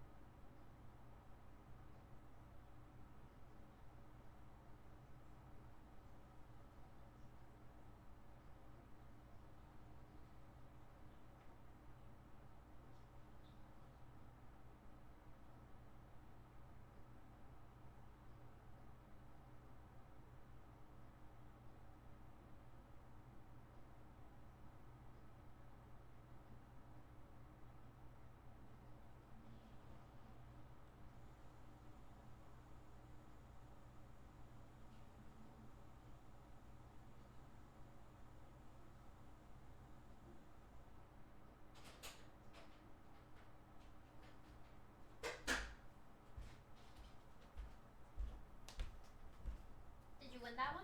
No, we're super dead. Oh no. I'll play one more round for fun. I don't want to end a stream in 2 matches. But yeah, not today is definitely not our day, which is good because I didn't want to qualify for the RCQ. But yeah, not a very good matchup. Into a close 3-game set against Nadu. It's a pretty close matchup. I don't know. I think the Uro play was fine.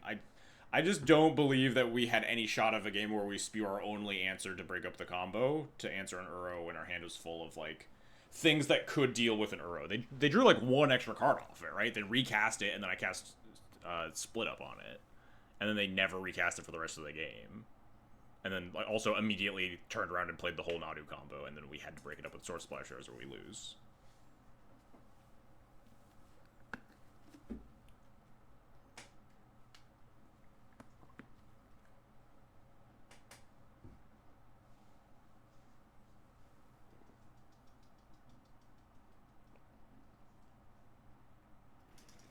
We didn't end up in the same. We ended up in the spot where we had to draw a little bit better than, or they had to draw a little bit worse than what ended up happening. But the spot that we would have ended up with was dying 3 turns previously when they played Nadu plus Nomads, and we wouldn't have had a plow, right?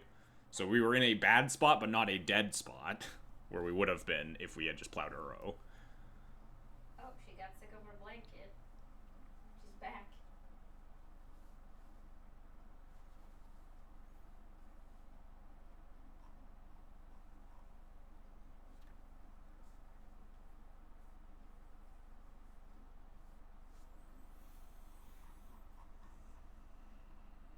Sylvia's still playing.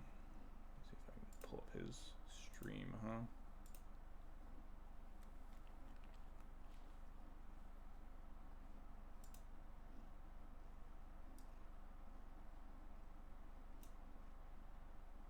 Oh, he's about to time out.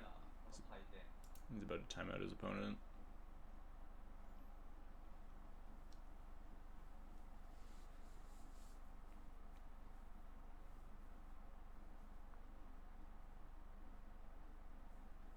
This Nadu inevitability problem is like, wait, what? I don't understand.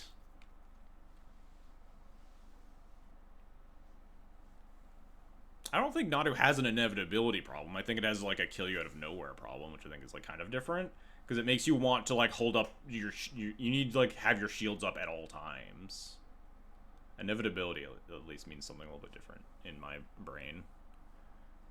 Did you miss the art reveal? Oh no, we didn't put up the art because we're like 2 rounds from the next match. The Yorion Ephemerate. Yeah, but that's what I'm saying. The Yorion Ephemerate deck is, yeah, that's an inevitability deck. It's just like this unstoppable engine in the late game if you let it get there. But you do it. Nadu is like, doesn't have that. Nadu just has the, you know, the A+B, the show. It's just like show and tell, right?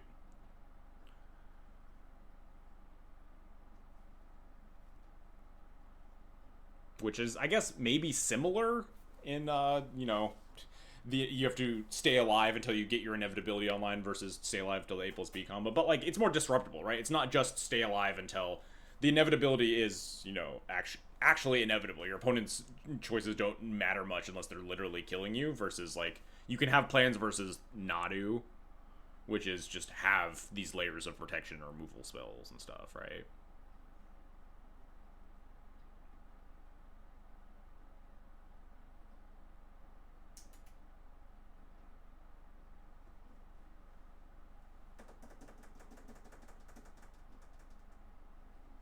I feel like Sylvia just wins this one, even off time. He's like 1 land away from cracking this Ghost Vacuum, getting back probably like Bowmaster, or Dragon's Blade Chandler or something. Makes you play scared, not put off no pressure and die anyway. I mean, it's like Twin in that way, right? And just like has 3 mana, untap, kill you, that sort of effect. And there are ways. I think Nadu sucks for a lot of reasons. I don't think the ability to kill you out of nowhere is necessarily like the thing that sucks about that. I guess it's hard to explain, but yeah, Nadu sucks for a lot of reasons. But it being a combo deck that can put together 2 cards and kill you isn't like that infuriating to me because it has so many different ways that you are able to interact with the combo. Yeah, Nadu is like just power corrupt Splinter Twin in that way. And I guess, I don't know, no one really a lot of people didn't hate playing against Splinter Twin. Like, I think people make a little bit too big of a deal out of the, like, oh, Nadu takes, like, its 10-minute turns, and, like, it doesn't act, non-deterministic kill. It's just, like, just pick up your cards when your opponent puts the combo into play, and you'll just be way better off for it. Just don't watch them draw 16 cards.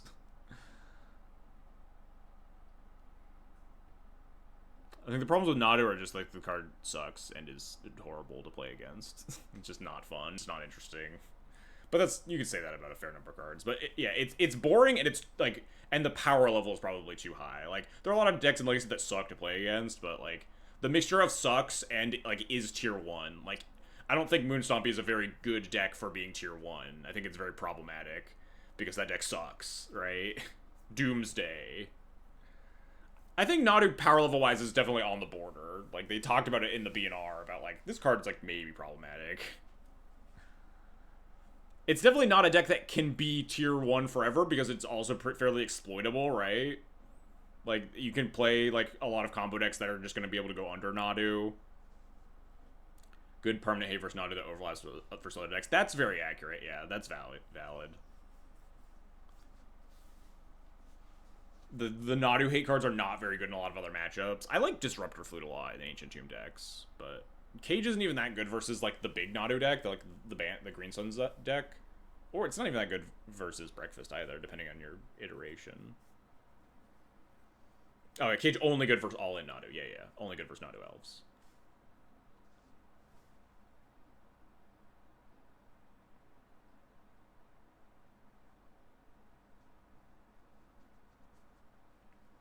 Nadu being the first true vibes-based band would be cool. The Nadu wasn't the first, and Legacy, maybe? Some of the other bands were vibes-based. I think, like, the Astrolabe Arcanist Oko band, I think some of that was choices were pretty vibes.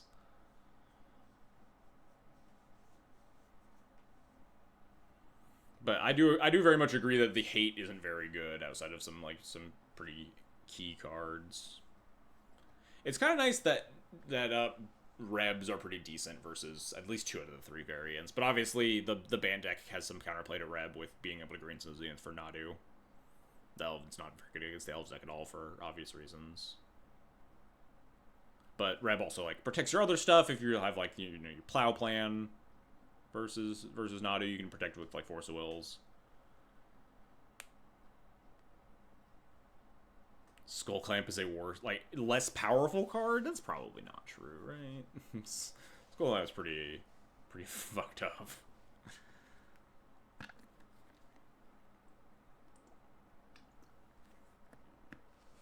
Like you can build a good Skull Clamp deck, and it would probably be better than a good Nadu deck, right? I mean, it's hard to say just because Skull Clamp hasn't actually existed in the format for 100 years. It's hard to say what a good Skull Clamp deck looks like, but I imagine Skull Clamp, there's a lot of busted cards that go with Skull Clamp lately.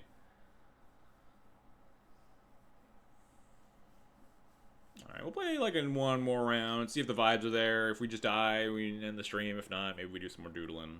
We'll maybe run back the doodle stream on a day that I'm not O2ing a challenge, or a super qualifier or whatever. Skull Clamp plus Bowmaster meta would be so miserable. You Bowmaster up your Skull Clamp your army token. In response, your opponent Bowmasters, kills your Bowmaster. You draw 2 cards, they get 2 more pings.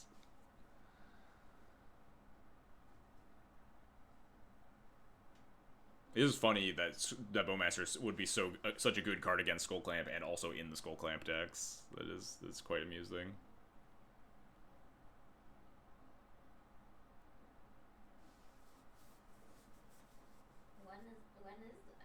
In 1 minute and 8 seconds. Okay.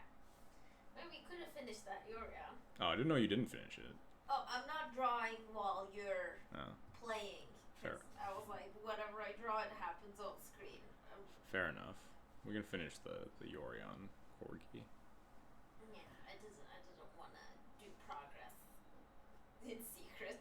I should just shrink down the art and put it in the little corner, and people can see it happening as I'm playing the match. Last one? Yeah. Calling the Week goes up 5,000% in the Bow Clamp meta. Put the art over just put the art where I am instead. I mean, I think the Bowmaster Skull Clamp meta is just like oops all spells, right?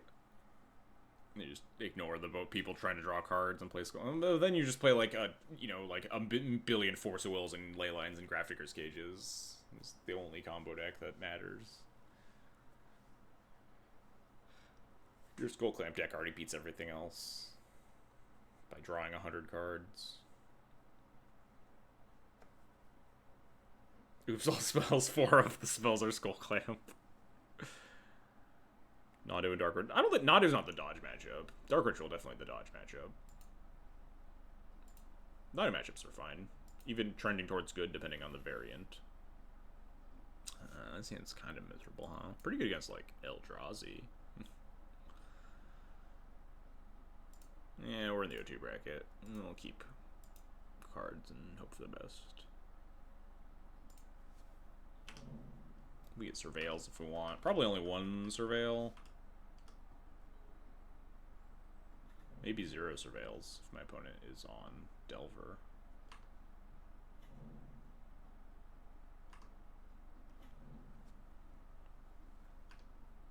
Do we play the Wasteland game versus Delver?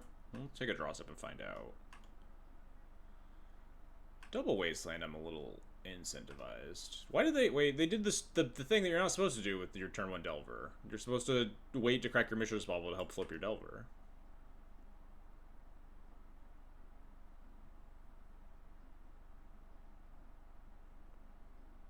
Could just Wasteland plus plow this. It's not even that good. I don't love plowing Delver of Secrets anyway. We have a GTA in our hand too. Could just fetch Plains, fetch Mountain, cast GTA. The O2 bracket? Yeah, I guess that's fair. Might even fetch Plains, play Wasteland, cast GTA, so we could potentially double Wasteland if we really want to. They like...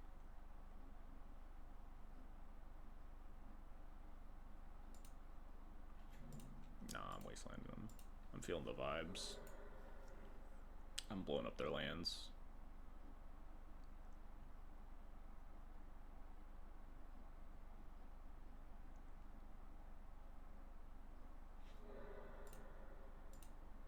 Wasteland plus Plow feels like the most Delver thing to do. Yeah, we're the Delver deck.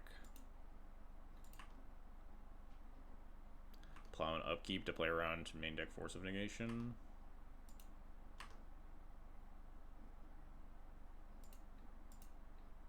Basically 0% to ever happen, but you never know. No reason not to do it, unless you misclick and let them gain 2 extra life.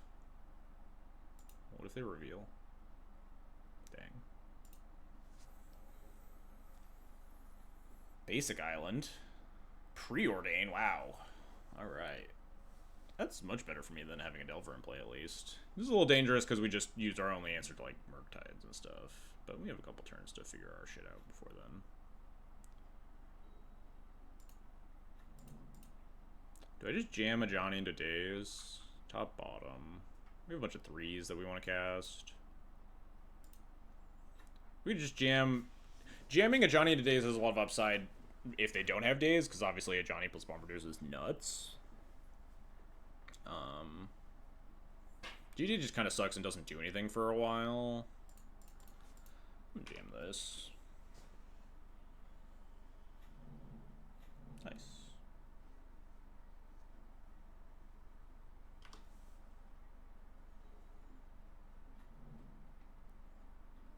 Magus could potentially, like, keep us afloat against a...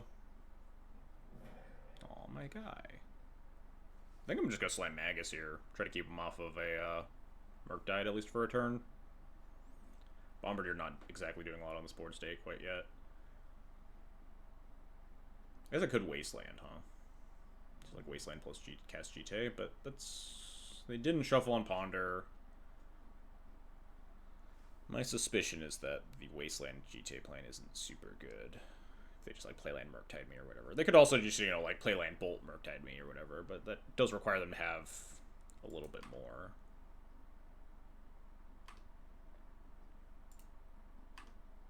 We have Savannah Lion. Savannah Lion trucking in. 2 damage. Get him.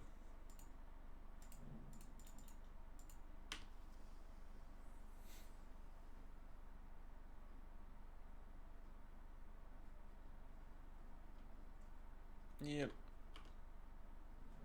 I suppose Wasteland would have been better against Daze Murktide. Oh, no Murktide. Hell yeah. Just a Delver. Oh wow, this is great for me.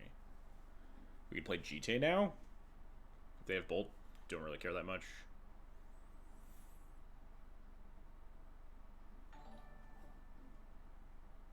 Real Matt Damon 1, thanks for the follow. Are you in fact the real Matt Damon?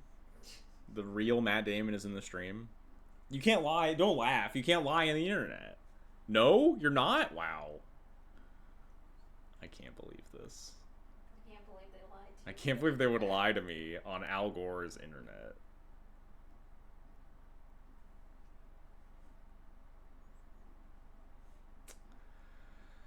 What do I want to do here? If I just jam GTA, waste 4 mana, that gets bolted, how much do I care? Not a ton. I could, like, Wasteland, play Thalia, the GTA gets even more and more out of reach. Thalia's not bad here at gumming up their works, though. especially in tandem with the Wasteland. I don't hate Thalia Wasteland, honestly.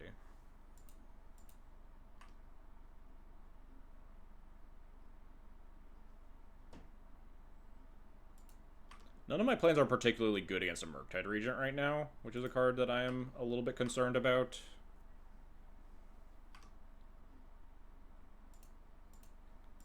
So this at least gums up their works if they don't have.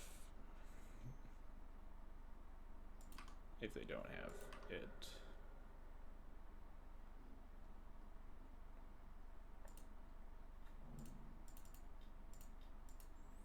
Because this means that they're down on mana and having to, like, cast stuff through Thalia or not.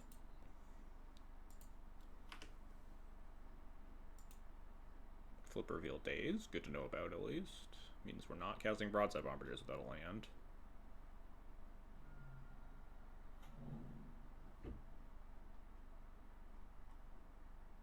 No Murktide, phew. Sigh of relief. Fourth land is really good.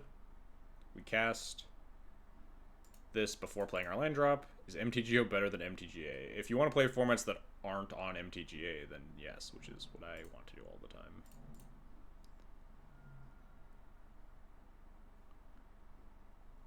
Let me just fetch basics.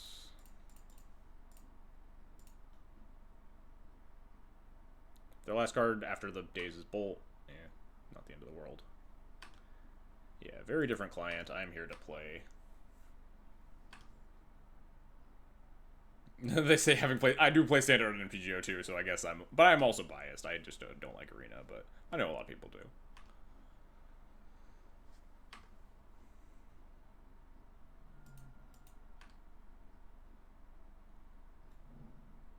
No, whatever it's called. Oh, Seek the Beast. Interesting. Land off your Seek the Beast. Woof. Alright. I think I'm gonna kill this Delver. Maybe not. Maybe I take 3, hold this up to, like, ping Quetching Druid or protect my cat token from a top deck Bolt. I think we're fine taking 3 from a Delver. Do you sleeve up your 80 planes for the Pro Tour? I haven't sleeved up a Pro Tour deck yet. Do you know what you're playing? No, I have like 2 months to figure that out.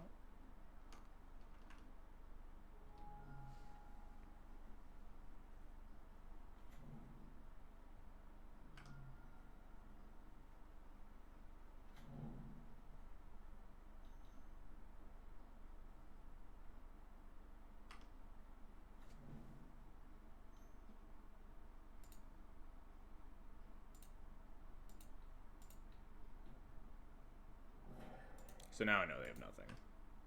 But they could have dazed there. Oh, then they kill their Delver, and then we just kill it anyway. Dazing there doesn't do anything.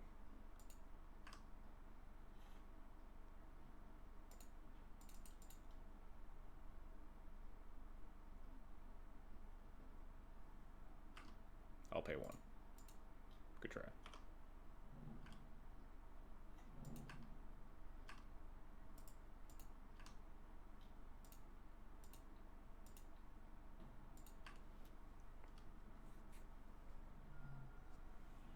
Oh, were they dead if they didn't block? No, we were 1 off.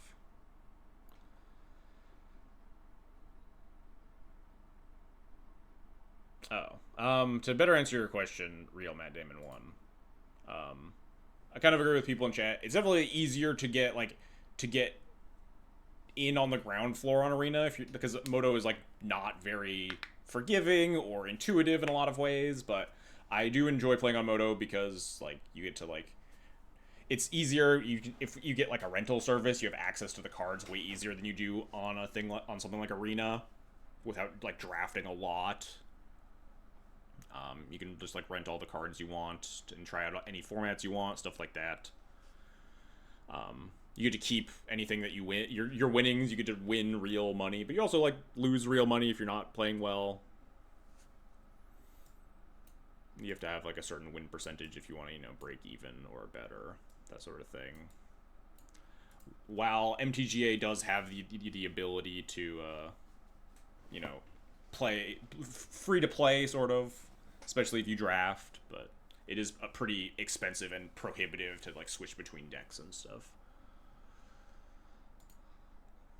Let's probably cut these Magi and Cauldra and two Thalias, maybe? I wonder if Magism is actually like decent against Delver. They have one basic island, but you get to cut them off of, I guess, only Questing Druid. It's probably not that good against this iteration.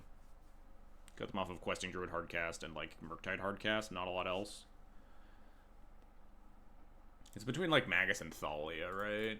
Thalia's okay against the Questing Druid versions, at least. I think this is mostly fine. Maybe I was just supposed to shave like some Bombardiers or something.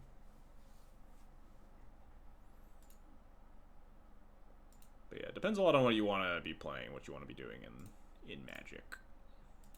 Like, if I were just like a big limited player, if I did a lot of drafting, I might be more interested in playing MTG Arena. But I'm mostly a Legacy one-trick, so can't do that on Arena anyway. This hand is pretty good.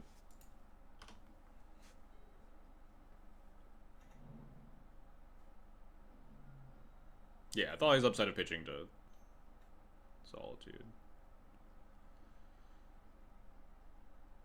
Alright, this seems like a double fetch basic hand. As much of a Surveil and addict as I am, it's good to recognize the matchups and positions where you really just want to fetch out all your fetch your basics, make sure you have your colors. This is completely fine. We have second file in hand. We have plow in hand for this DRC potentially.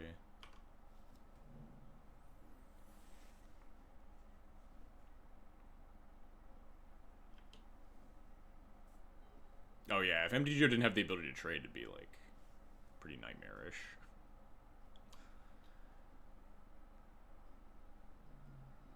And milled Hydroblast. I always get curious if people are interested in boarding in Hydroblast versus red-white D&T, because there just like aren't that many targets for it.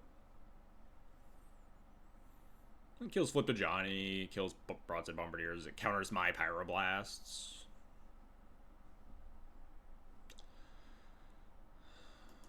Just wondering how much I care about second daze and which of my spells I would rather get second dazed. Probably I'd rather get the Vile dazed. Boarding a Hydroblast is probably a mistake. Yeah, I guess it also depends a little bit on what my opponent cut for them too. Cutting like Spell Pierces or whatever, and you don't have other good sideboard cards versus D&T, it can be reasonable.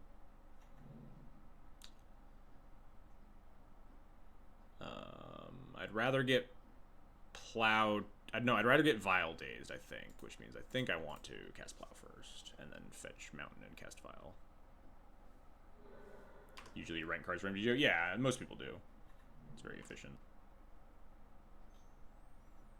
Bolt my face. Alright, the old Lava Spike Surveil one. Deal.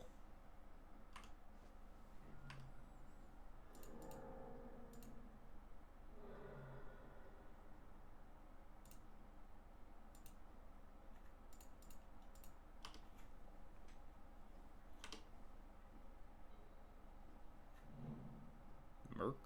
Big Merc time? No? Smells like a Seek the Beast.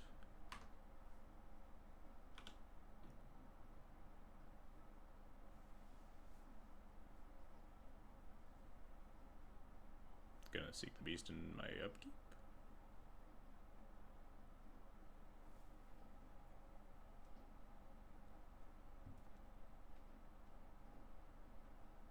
Yes, no, maybe. What am I doing this turn? Land drop, add Yori on the hand doesn't sound exciting. I don't really want to cast a Johnny. Maybe I do want to cast a Johnny, but we have a Violin too. So it's not super great. I almost don't want, if we don't hit another land drop, I maybe don't want to put Yori into my hand because I don't want to expose, never mind. Was just thinking about exposing my third land to Wasteland to get like Wasteland into Murktided or something. I think I'm fine fetching for another basic here. And just adding Yori onto hand. As nice as it would be to have A Surveil. I think I like having stable mana more.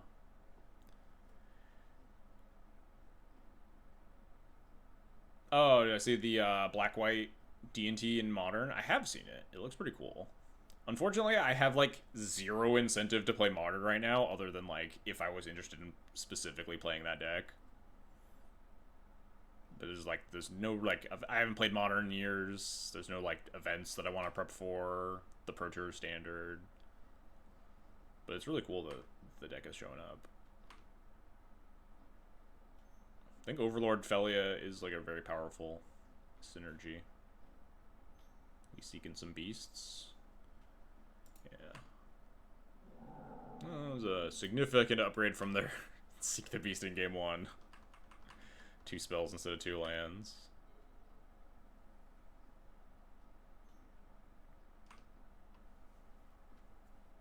No green source, so they didn't go like green source preordain or something. They bottomed. They just don't want to cast Questing Druid this turn?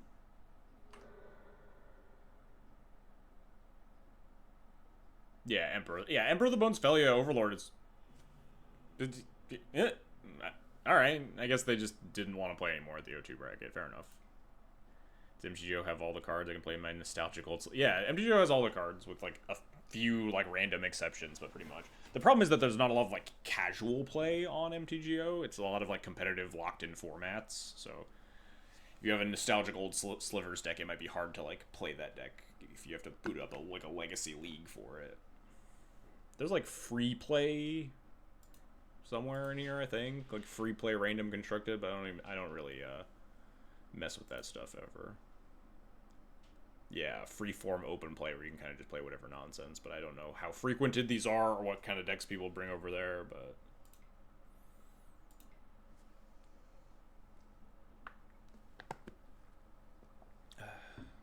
Anyway, do you want to do some more drawing? We got plenty of time. I won my round. We're on the board. Maybe we'll keep playing a little bit. Alright, let me open. Is the sharing still on? It's not on right now. Do I have share on? Oh, do you? I don't know. No, it's not being shared right now. Okay, let me click.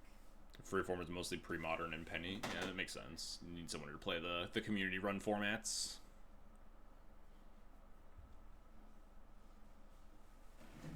This looks like it's buffering. Oh, hang on. I need to restart, I think.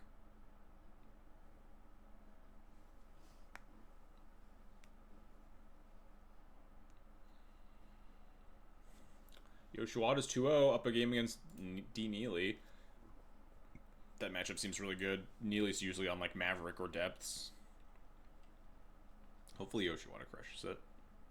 I'm gonna take a closer look at his list while we're still receiving. Are you loading? Yeah, it just looks like it's buffering. It's buffering on your end. It says starting receiver. Do I need to like close this and open it again maybe? Let me close it and open it again.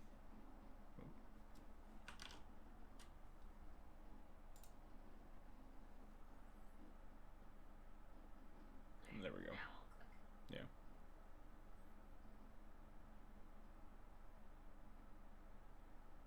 There we go. We did it. And now, boom.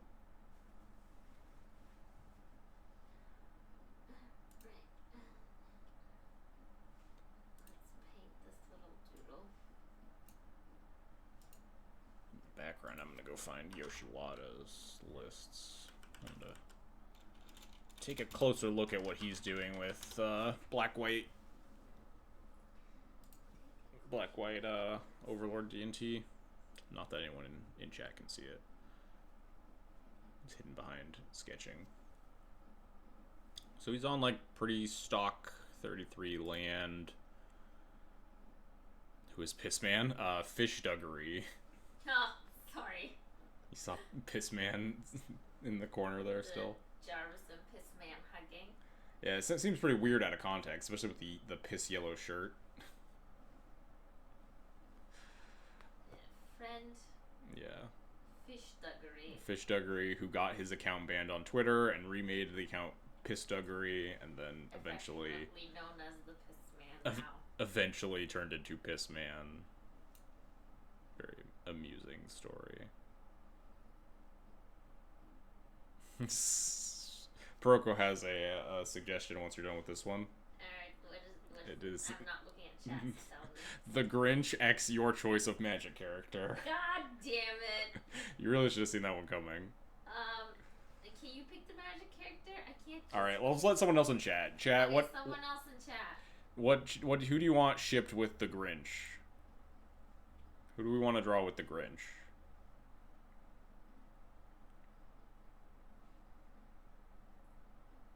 Smeagol. That's not a. That's no. Wait, no. That. Oh, it is technically a magic character. Lord of the Rings. But that's cheating, bro. Okay, let's get a real magic IP character. The Gitrog monster. All right. You could like draw like he's got like a sleigh and is led by this little dog. You just draw it ridden by the Gitrog monster instead. Does the X imply that they have to be shipped? Like, are the? I think X or slash does mean ship. If you use the ampersand, that's friendship. Well, I don't know if Peroko knows that. We'll see what Peroko wants. Does the X imply that they are together? You know. You know.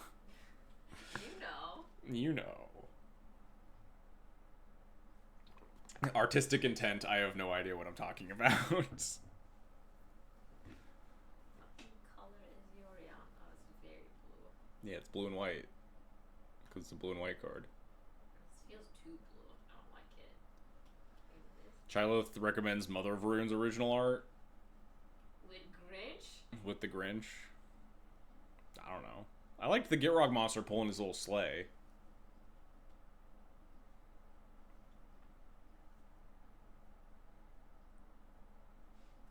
It's very Christmassy.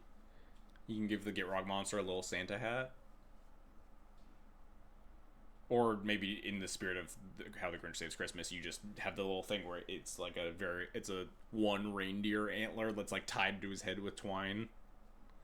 To Gitrog monster? Yes. I see. Just like it is like on the Grinch's dog in the original. Except it would be cartoonishly tiny instead of cartoonishly large. No Moonstompy today. Now we're playing D&T. The vibes weren't there on Moonstompy. It seems fine. I just kept losing in leagues and wasn't really feeling it. Moonstompy or D&T was feeling pretty good, and then we died a bunch. You know, is how it is.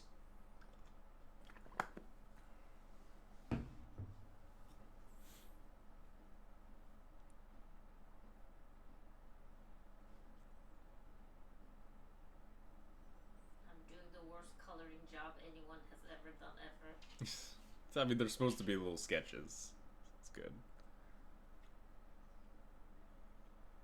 Kind of like this drawing though. I might clean it up some point in the future. Look at it. I can see it. They're buddies. They're hanging out. But you don't like Felia. Felia's okay. I'm ambivalent towards Felia. My opinion of Felia has gone up since Overlord of the Baelmark existed. Although I'm still like not even that high on that specific synergy. I kind of like Overlord plus Flicker Wisp more, but I think it's much better in these lists than in the mono white list, that's for sure. I don't understand why Yoshiwada's playing 4 main deck White Orchid Phantoms. Just like really scared of Eldrazi, I guess, and you play like White Orchid Phantom even in black white, and you just have like the White Orchid Phantom plus Felia planned. Then just you have so many cards that are bad against Nadu. I don't get it.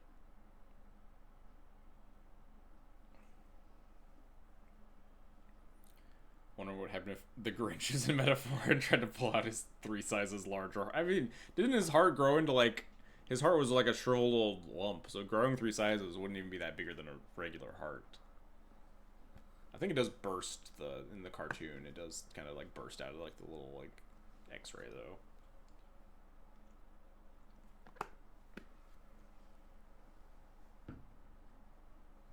Nadu isn't real, Cope. Yeah, I mean, we definitely got our ass beat by it 1 round ago.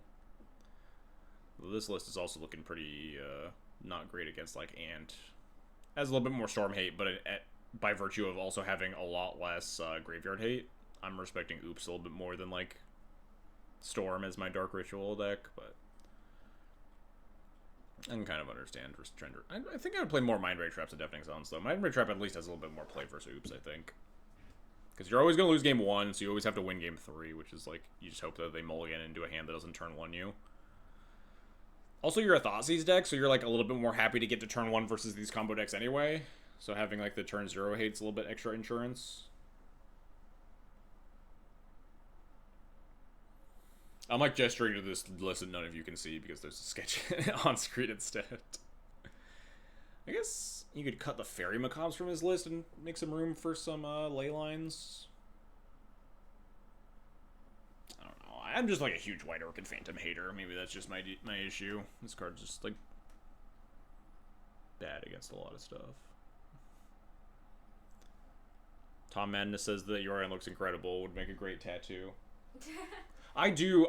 I should get that at some point. I want to get a Yorion tattoo that's just like a Yorion that's like wrapped around my right arm. That would be so cool. That's something that's high on my to-do list. I should like get that commissioned or something at some point.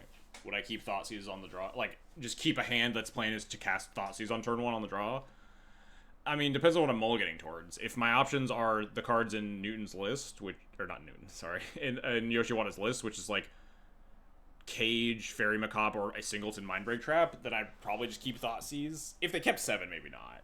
Mulligan to like the 1 Mindbreak Trap or whatever, but like ideally I would build my deck in a way that I could like mulligan towards ley lines or something, because I'm much more scared of oops right now. That's why I'm just commenting on Yoshiwata's deck building. He's got like a bunch of Deafening Silence and Grafdigger's Cage, 1 Mindbreak Trap, 2 Fairy Macabre, 2 Disruptor Flute. So it's just like these cards that don't really feel like they line up well versus oops, because you're just gonna like die on turn 1 and game 3 all the time.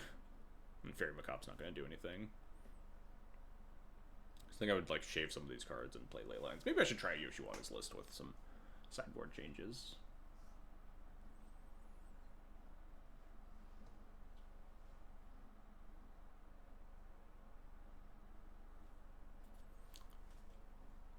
It's all good. I'm just kind of musing in the background. The sketching, Aisha's drawing between rounds is the real treat that we do between rounds here.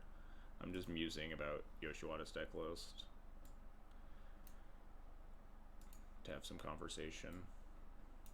Yeah, because I can't supply the magic conversation. Yes. This also got a Vindicate in the sideboard. What is this doing here? 2 Plague Engineer. I kind of can get behind Plague Engineer being reasonable right now. 2 seems like a lot. What is this card actually good against? Nadu, kind of. But he's also got like a bunch of cards that are clearly for the Nadu matchup, right? These Disruptor Flutes, the Plague Engineers. I guess maybe not a lot, but...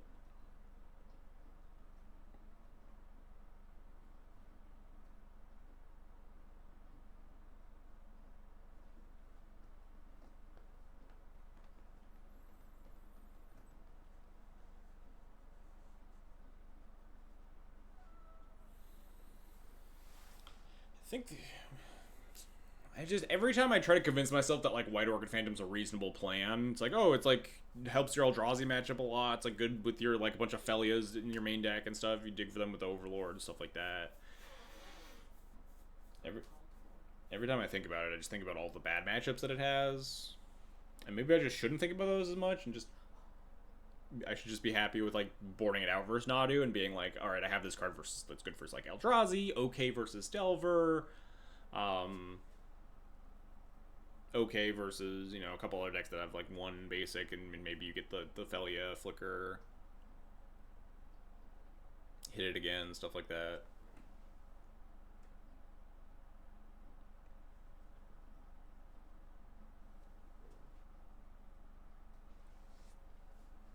Maybe I should just accept that, like, your Nadu matchup's a little loose and you just get to, like, gut the White Orchid Phantoms out of your deck. And sideboard for it a little bit more aggressively.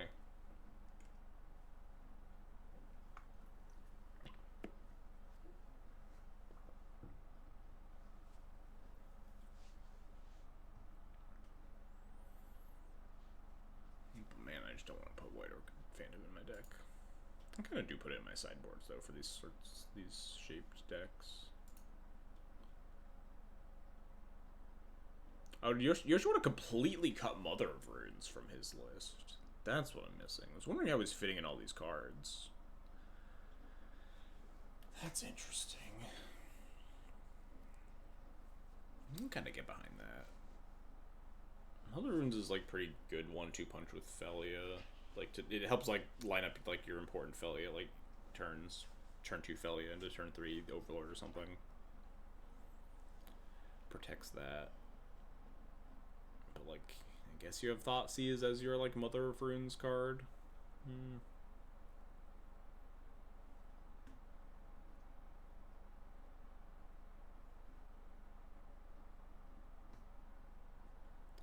Some people need to distance themselves from family at Christmas. Don't judge.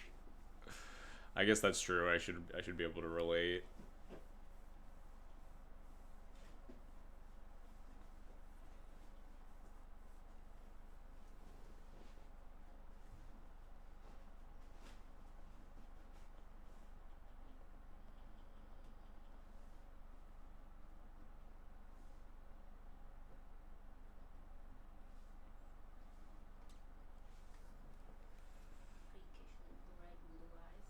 Yeah, the eyes are like the same color as the necklace almost in the actual Felia image.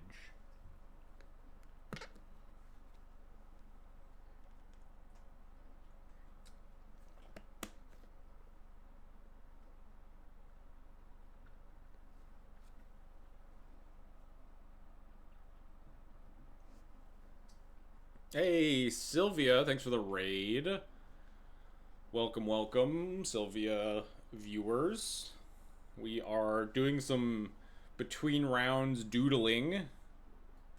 We're not doing super well in the Legacy Challenge either. I assume that's why Sylvia is rating me. It's because he crashed out at like 1 and 2 or something. But we are also 1 and 2, but we're just kind of chilling. We'll be streaming a little bit more until the vibes are off, whenever that may be.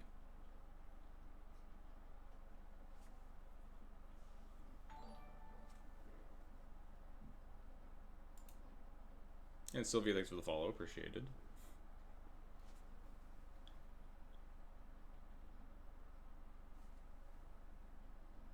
I aspire to someday be this good at art.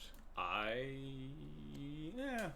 It'd be cool to be this good at art. I definitely don't aspire to it, though. It'd be so... You'd have to practice, and that's just... It's just not my wheelhouse. I'll practice other things. This is also not me, for those of you that are just joining, not me doing this art. This is my wife, who is just out of screen, drawing on her iPad. It'd be really funny if I just was taking credit for this, though. Just, like, silently, and just, like, real focused and not showing one of my hands. Alright, what was the next suggestion? It was the Grinch X magic character of your choice, artist liberties, artistic intent. Someone suggested drawing him with the Gitrog monster. Someone suggested drawing him with the original art Mother of Runes. I suggested that it is the Gitrog monster pulling the sleigh that the Grinch rides with like the little antler that's tied to the dog's head. Okay, so we're shrinking the Gitrog monster to dog's Or size. make it really big so it's comedy. It's comical. Oh, I see. Instead of the tiny dog, you put a giant frog, and the still very so in the Grinch Saves Christmas, it's like a cartoonishly large antler that's tied to his head, right? It weighs the dog's head down, but now it's cartoonishly small. Exactly, it's cartoonishly small because it's a massive frog. It's just a very tiny antler tied to its head with twine. Cool. You can draw Mother of Runes in the sleigh too if you want. I think that's probably a little bit much though. There's already a pretty tall order because you have to draw a sleigh on top of 2 things. What does the Gitrog monster look like? It's a big frog. No shit, bro. This is approaching the Wicked Witch of the East Pro levels of... I aspire to be the Wicked Witch of the East Pro. That's what I aspire to be. Fuck being able to be good at art. I just want to be able to explain lore bullshit with that level of fervor and intensity. It is one of my favorite rants of all time. Yeah, it's a very good one. She came down in a Bubble dog. Get educated, man.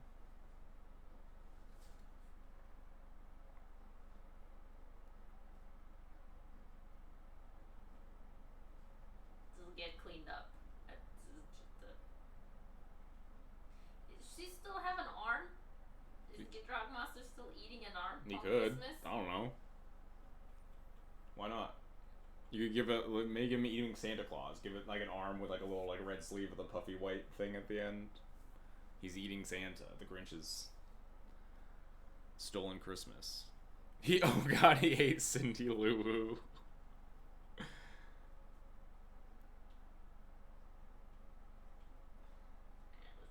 Just remember what he looks like, and then I'll shift perspective to The sleigh and the Grinch. Yeah, I just need to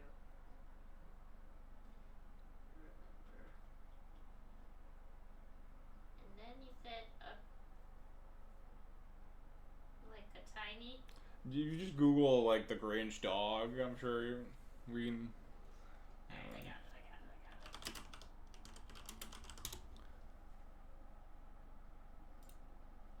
The dog's name is Max. Yeah.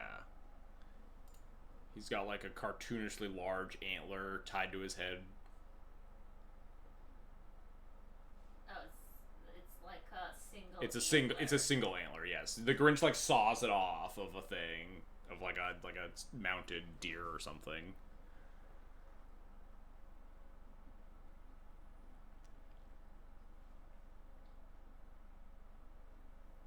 A frog would be a terrible animal to pull a sled due to the jerky hopping motions of its locomotion. Well, dear viewer, actually,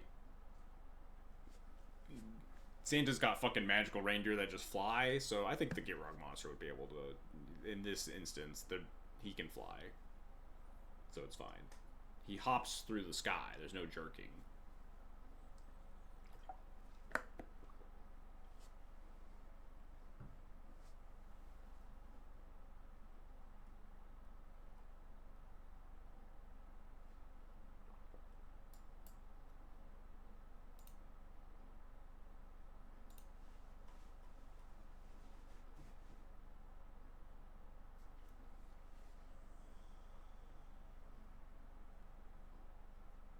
Magical Christmas land, indeed. He ate Santa! That's how you get the magic powers.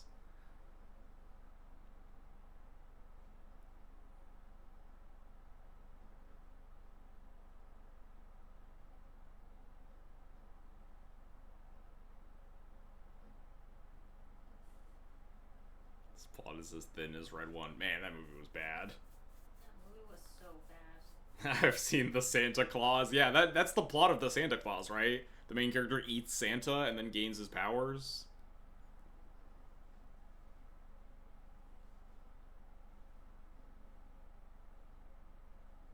I think that's also the plot of Red One.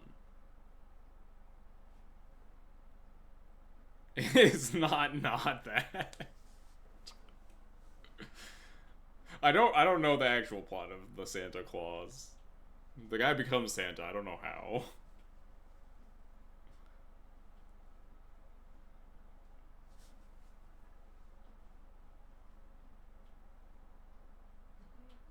He does kill Santa. There you go. See? What is eat it? You have the Gitrog killed Santa, therefore the Gitrog's been Santa Claused. This is airtight, I think.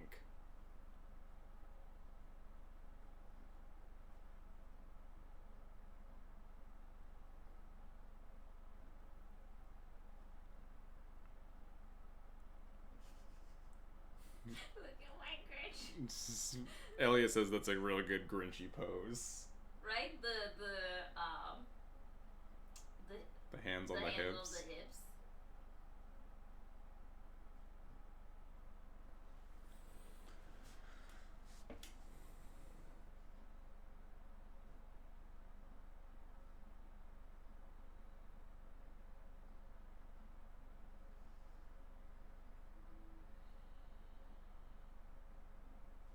I should take a screenshot of this and post it on Blue Sky, saying this is what you're missing if you're not watching.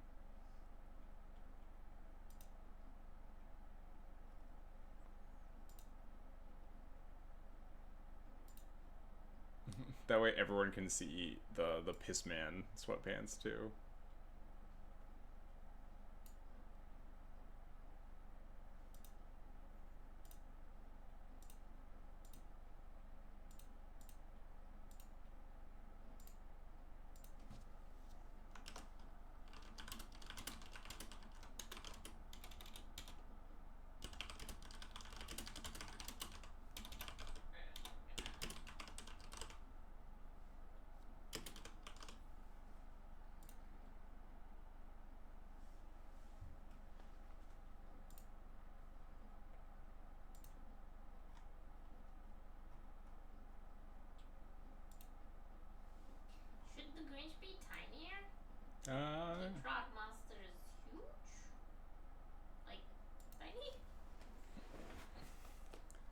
Get Rogue Monster is huge. I mean, you have a reference arm size there if the Grinch is about as big as Santa Claus. How big is Grinch? He's like the size of a guy, I think. Nah, we'll just go with this. Alright.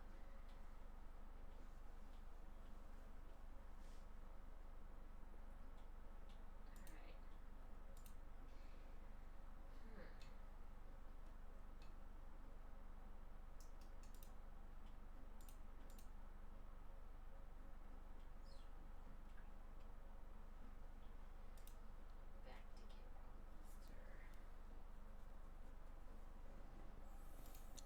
Who's still playing? Oh, Yoshiwata's in game 3. One of the last 3 matches.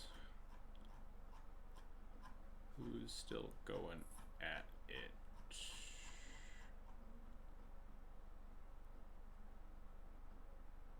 Tony's still playing too. He might be double queued.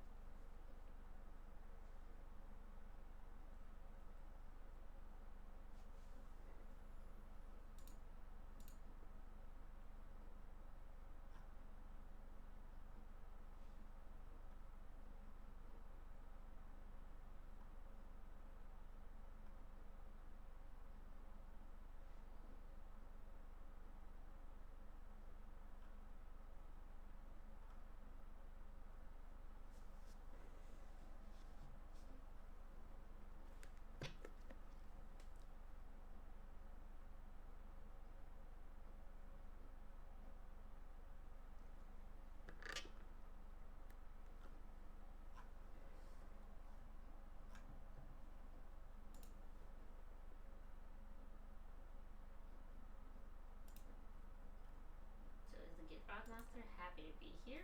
Yeah, he's eating. He's eating Santa. He's having a good time.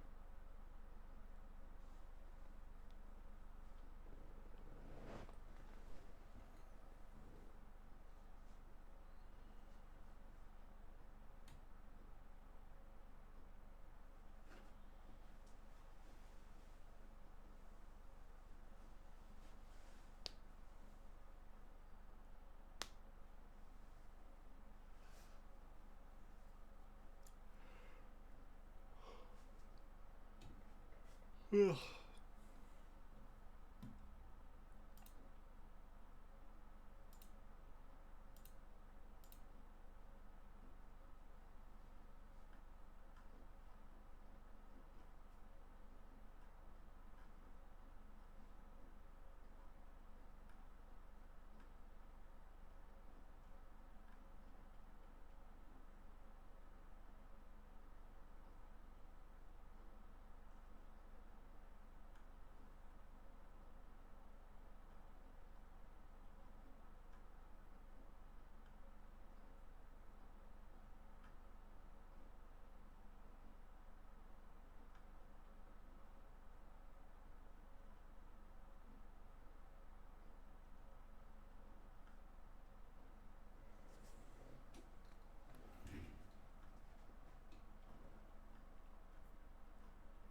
Man, I opened up Jeff's Twitter and I cannot find that.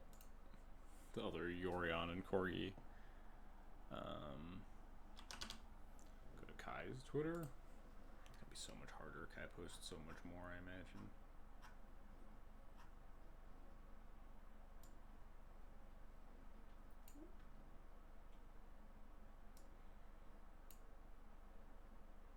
Maybe Doogs' Twitter? If we settled on that it is Doogs that got it commissioned. I think it was. Once you said that, it sounded accurate. God, Kai posts so much.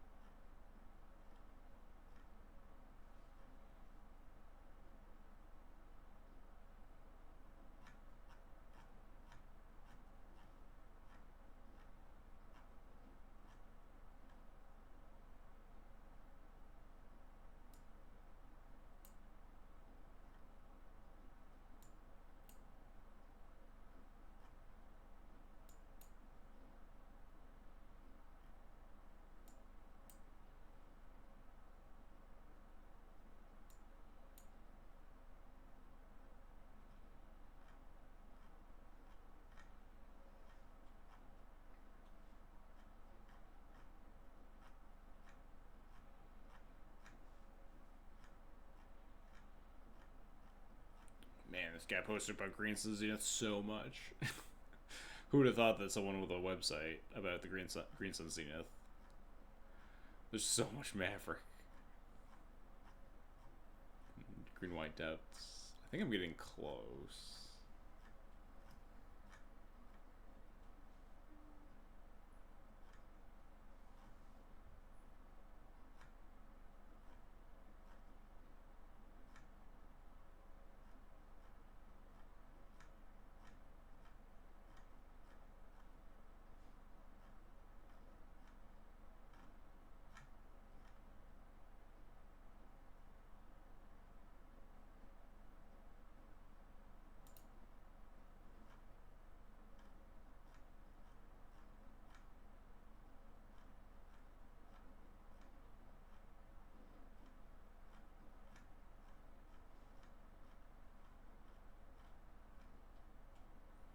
You're here for Jarvis X Piss, man. It was simply two friends hugging it out. It was the first. It was the first suggestion from Pissman himself.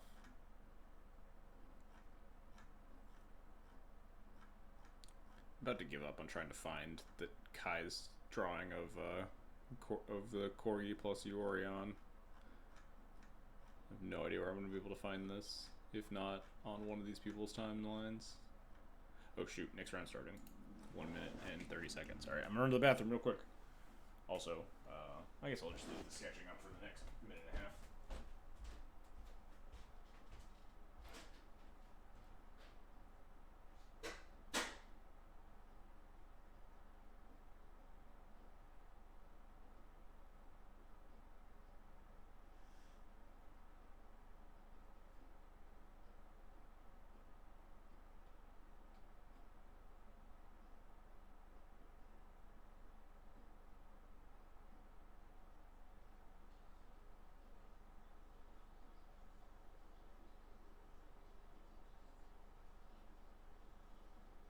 The best coach in the world.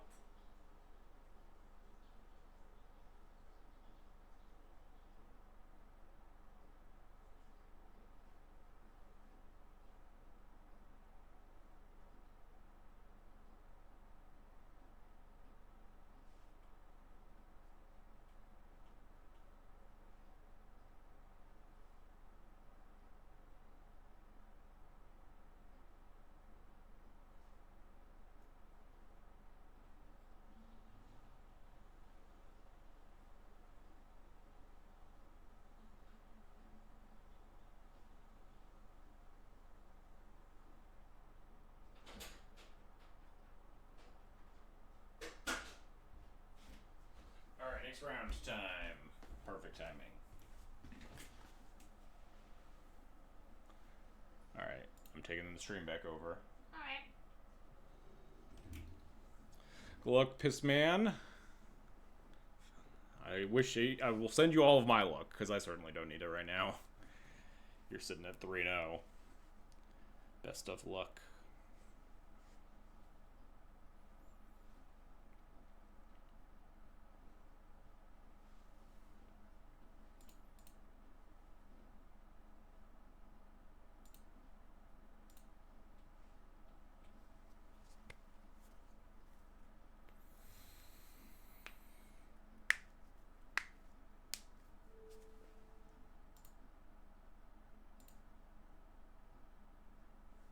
Alright, this hand seems okay. Not super exciting.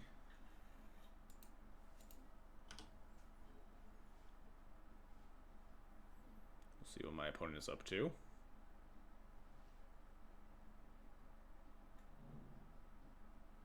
Scalding Tarn. This feels like a Sneak and Show player island. This hand's not very good against Sneak and Show.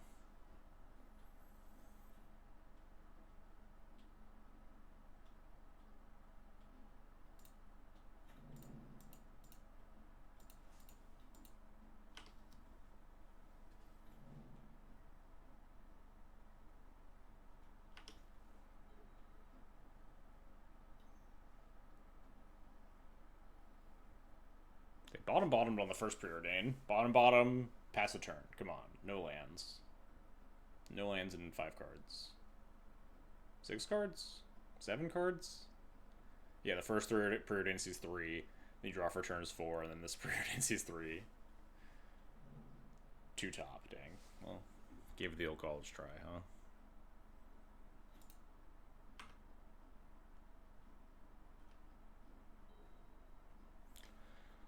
I think I just want to cast this. My opponent's up to no good. It's obviously bad if my opponent has like a force or a daze that I could use file to get through, but my opponent is very clearly up to no good, and I should try to pump the brakes on them a little bit. Yep, Force Bitch Intuition feels like a sneak or an Omni list. Could be like High Tide or something, but oh yeah, just sneak. Oh. The One Ring, fair enough. Yuko 2214, thanks for the follow, appreciated.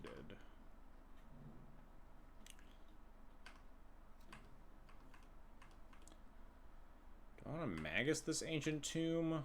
Not really, I don't think. Well, I guess maybe.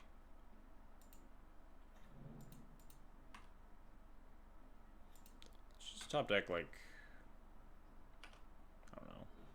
not that. I think I'll just Magus here, since casting spells doesn't put any damage into play here.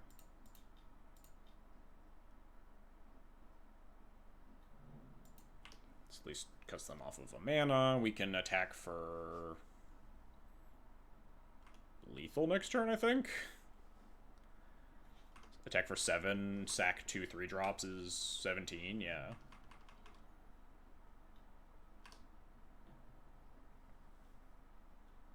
Obviously, they could just have, like, another force or something, and I'm only attacking for 5 plus 5 is 10. What the hell?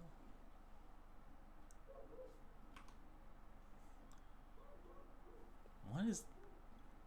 Not sneak? Energy really made me think sneak. What's this Manamorphose doing?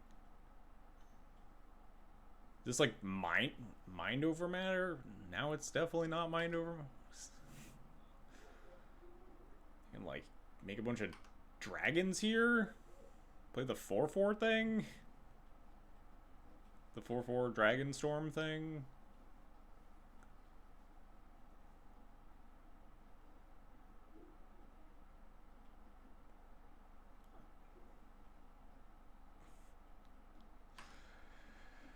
I guess. Just recast 2 Manamorphoses. Get your mana back on your Invoke Calamity. Draw cards. What's happening? I guess we're in the 1-2 bracket, but like, I can't even figure out what my opponent's intent is with their deck. I imagine it's the Prowess Dragon Storm card thing, right? Volcanic something, mold, whatever. The 6-drop that makes 4/4 flying Prowess Dragons. To make, I guess Seething Song's Manamorphose is also allowed. Because if you just want to make more mana and not draw as many cards. Wait, what? Where did this intuition come from? Huh? Wait, Invoke Calamity, come back. What do you do? You cast from hand? Or hand. Okay, so you can get free cards out of your hand. So this intuition is going to go get 3 Dragon Storm things. And then this Seething Song puts them up to 6 mana and they make a bunch of guys. Oh. I guess this Invoke Calamity invokes more Invoke Calamities than Preordains. But aren't they just down on mana at that point?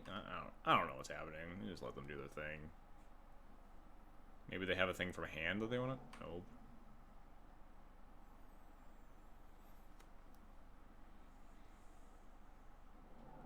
I'm so confused. This deck building is wild. Invoke again. Invoke and preordain a second time. Now they only have 5 mana left, right? Wait, is this on the stack still? I think. Yeah, the invoke that they cast off of the first invoke is still on the stack, I think, because that one cast the second invoke. Whatever, you can do your stuff, opponent. This now invokes. They're trying to hit like a. Why didn't they just make like a bunch of prowess dragons? Mind's Desire. Why didn't they invoke for this? Or intuition for this? I guess we get to see their deck at least, huh? What's the win con here? Just tendrils. This is just blue-red invoke Calamity Storm. This is so bizarre. I've never seen a deck built this way. Wild. Let's see if they cast another Mind's Desire or they just cast tendrils and kill me. Dang.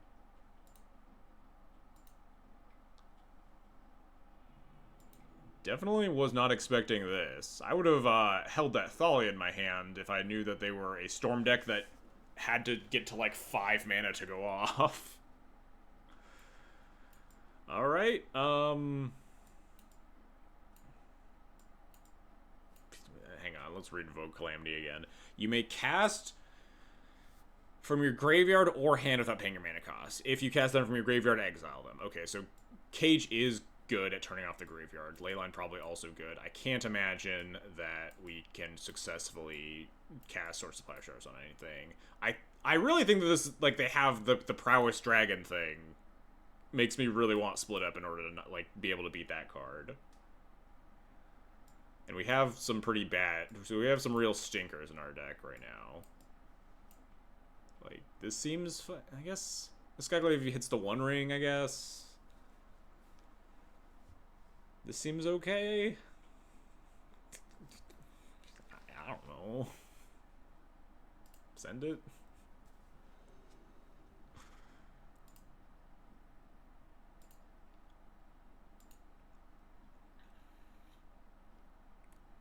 I'm not sure if I'm supposed to keep this hand off the back of Leyline and nothing else. I'd rather have Rebs, Thalias, Mindbreak Trap, Leyline, Vial, and like Surveil for action with this formula doesn't seem super exciting to me. Alright, well maybe we just go to 5 and die, huh? Alright, this is better than our 5. I think just barely.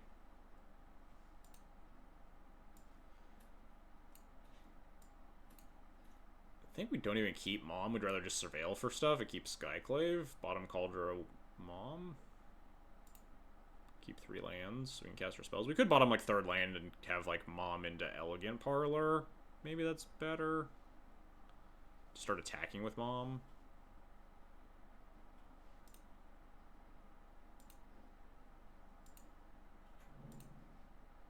I don't know if this Leyline's good. I mean, it would stops part of their Invoke Calamity, of which they have 4 in their deck, so it seems okay at the very least.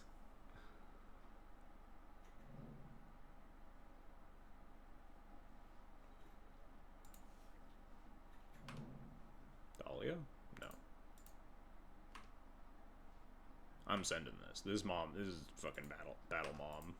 Fucking abrade this Mother of Ruins next turn, I don't give a shit. Gotta deal some damage. Fetch your Thundering Falls. I'm gonna get super punished. They're gonna, like, Ancient Tomb, Ritual, One Ring me or something. I'm gonna cry about not being able to cast my Skyclave.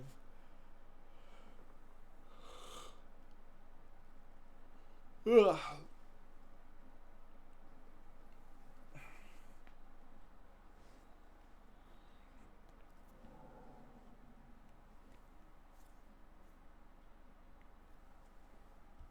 Thalia? Stoneforge? Ajani? I mean, I'll take a castable spell. Let's fuck out of here.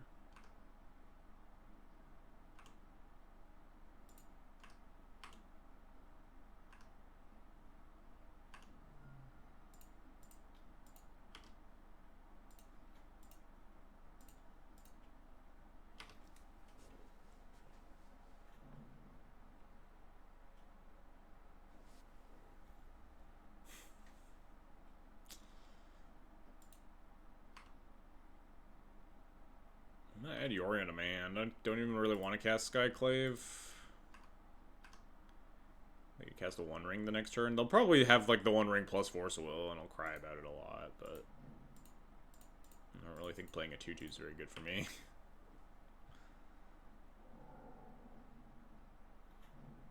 Sure.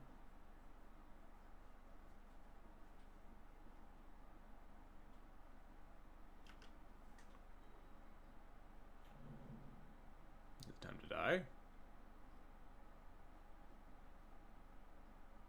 No. Alright.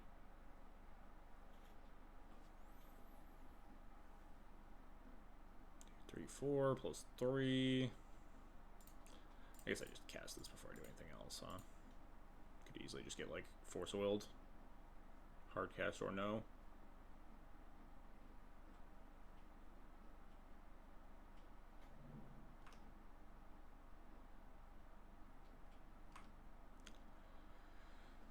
If I tag with just one Mother of Runes, what happens?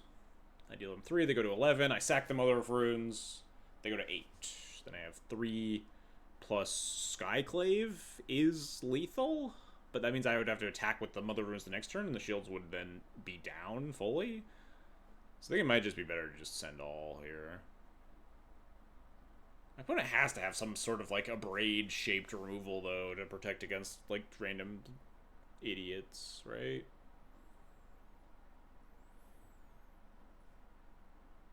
I guess if they tap the Tomb once, we have lethal without attacking with them on the next turn. 3 puts them to 11. Put them to 8. 6 with Broadside. We also, if we draw land, the Yorian's lethal. Yeah, I think it is probably just attack like this and throw the extra mom.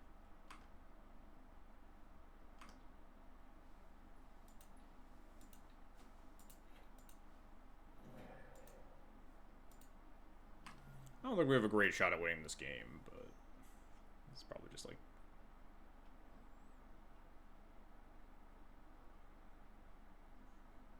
Opponent does not have to ascribe to my reasonable logic. Yeah, fair enough. Feels like we're gonna die, huh? Would really love to have a Pyroblast in this hand. Getting 3 Invoke Calamities again?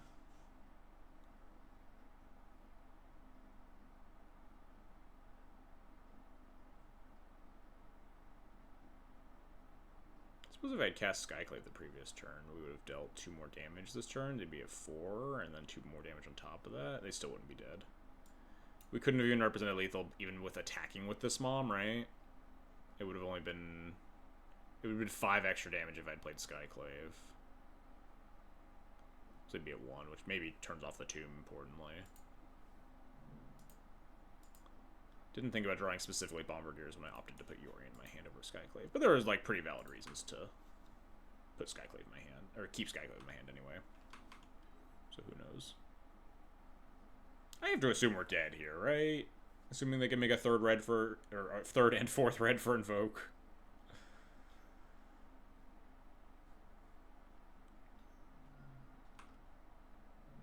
They get to, like, Invoke plus Intuition, which combos with, like, the other Invoke, and then they just get to, like, minus Desire for 1,000,000. Sure. Maybe I was actually supposed to get Broadside the Pro Blue. No, we just cast the Broadside again. If they bounce it. If they just kill with red removal, it doesn't matter.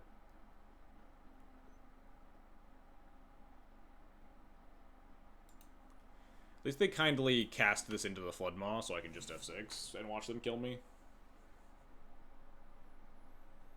Kind of surprised they just cast the into the Flood Maw at all. They're not like flashing this thing back. They're just gonna kill me, right? They're gonna cast Invoke plus...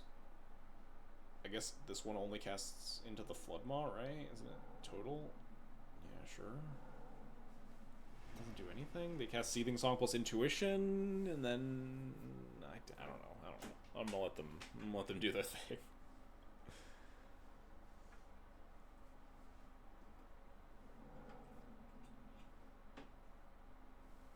We still have lethal, even if they, like, with the Broadside bounced. Just recast, send it. Have you seen Dog? She under the blanket?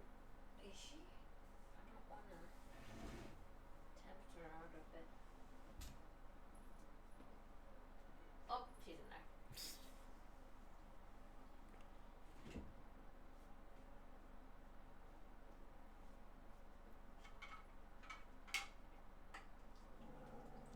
Yeah, Intuition plus Seething Song. Go get, like, Mind's Desire. They can't Mind's Desire. Go get Prowess Dragons, and then I'm actually one off lethal.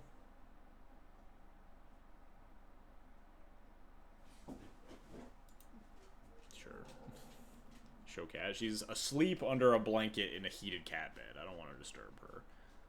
This is blue, and then Mind's Desire for 10.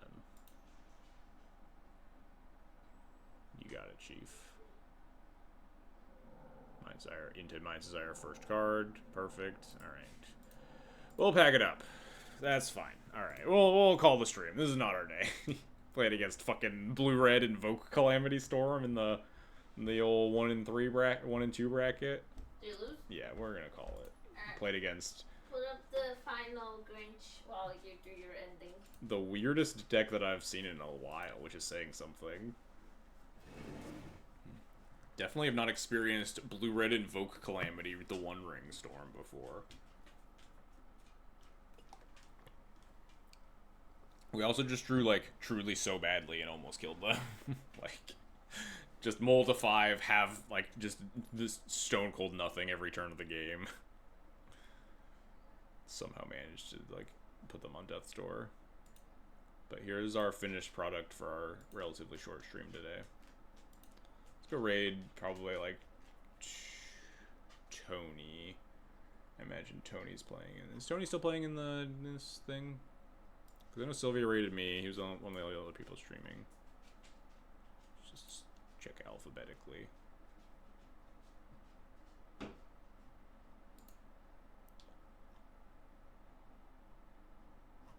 Tony... Am I blind? No, he... Oh, wow. O3 dropped. Rough. Is there anyone streaming this event that's still playing? The BFG is still streaming? He's playing Pox. I'm gonna go see if he was Fish Duggery's round 2 opponent and see if he's still playing the qualifier. Let me do a quick check.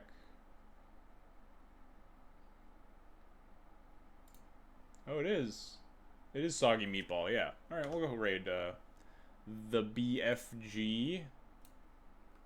Streaming some Pox in the Legacy qualifier. Oh, he's playing against the person that came in at the start of our stream. Divme. So you also get to see some more Death and Taxes action. It looks like the Death and Taxes player is winning by a lot. Raid. But I didn't get a good look at what was happening over there. I just saw Yorion entering play and flickering out some permanents, which seemed pretty good. Anyway, thanks everyone for watching. Coming to hang out on this random Thursday stream. Obviously, we didn't do super great, but, you know, that happens. I'll be back Tuesday, regular time, New Year's Eve stream. We'll maybe, like, extend the stream out a little bit, stream till midnight so we can do all the Happy New Year stuff. We'll figure that out. Although, maybe not. I don't know. My brother is maybe in town. He might want to hang out on the stream, though. We'll see. I'll figure it out. Anyway. Thanks, everybody, for watching.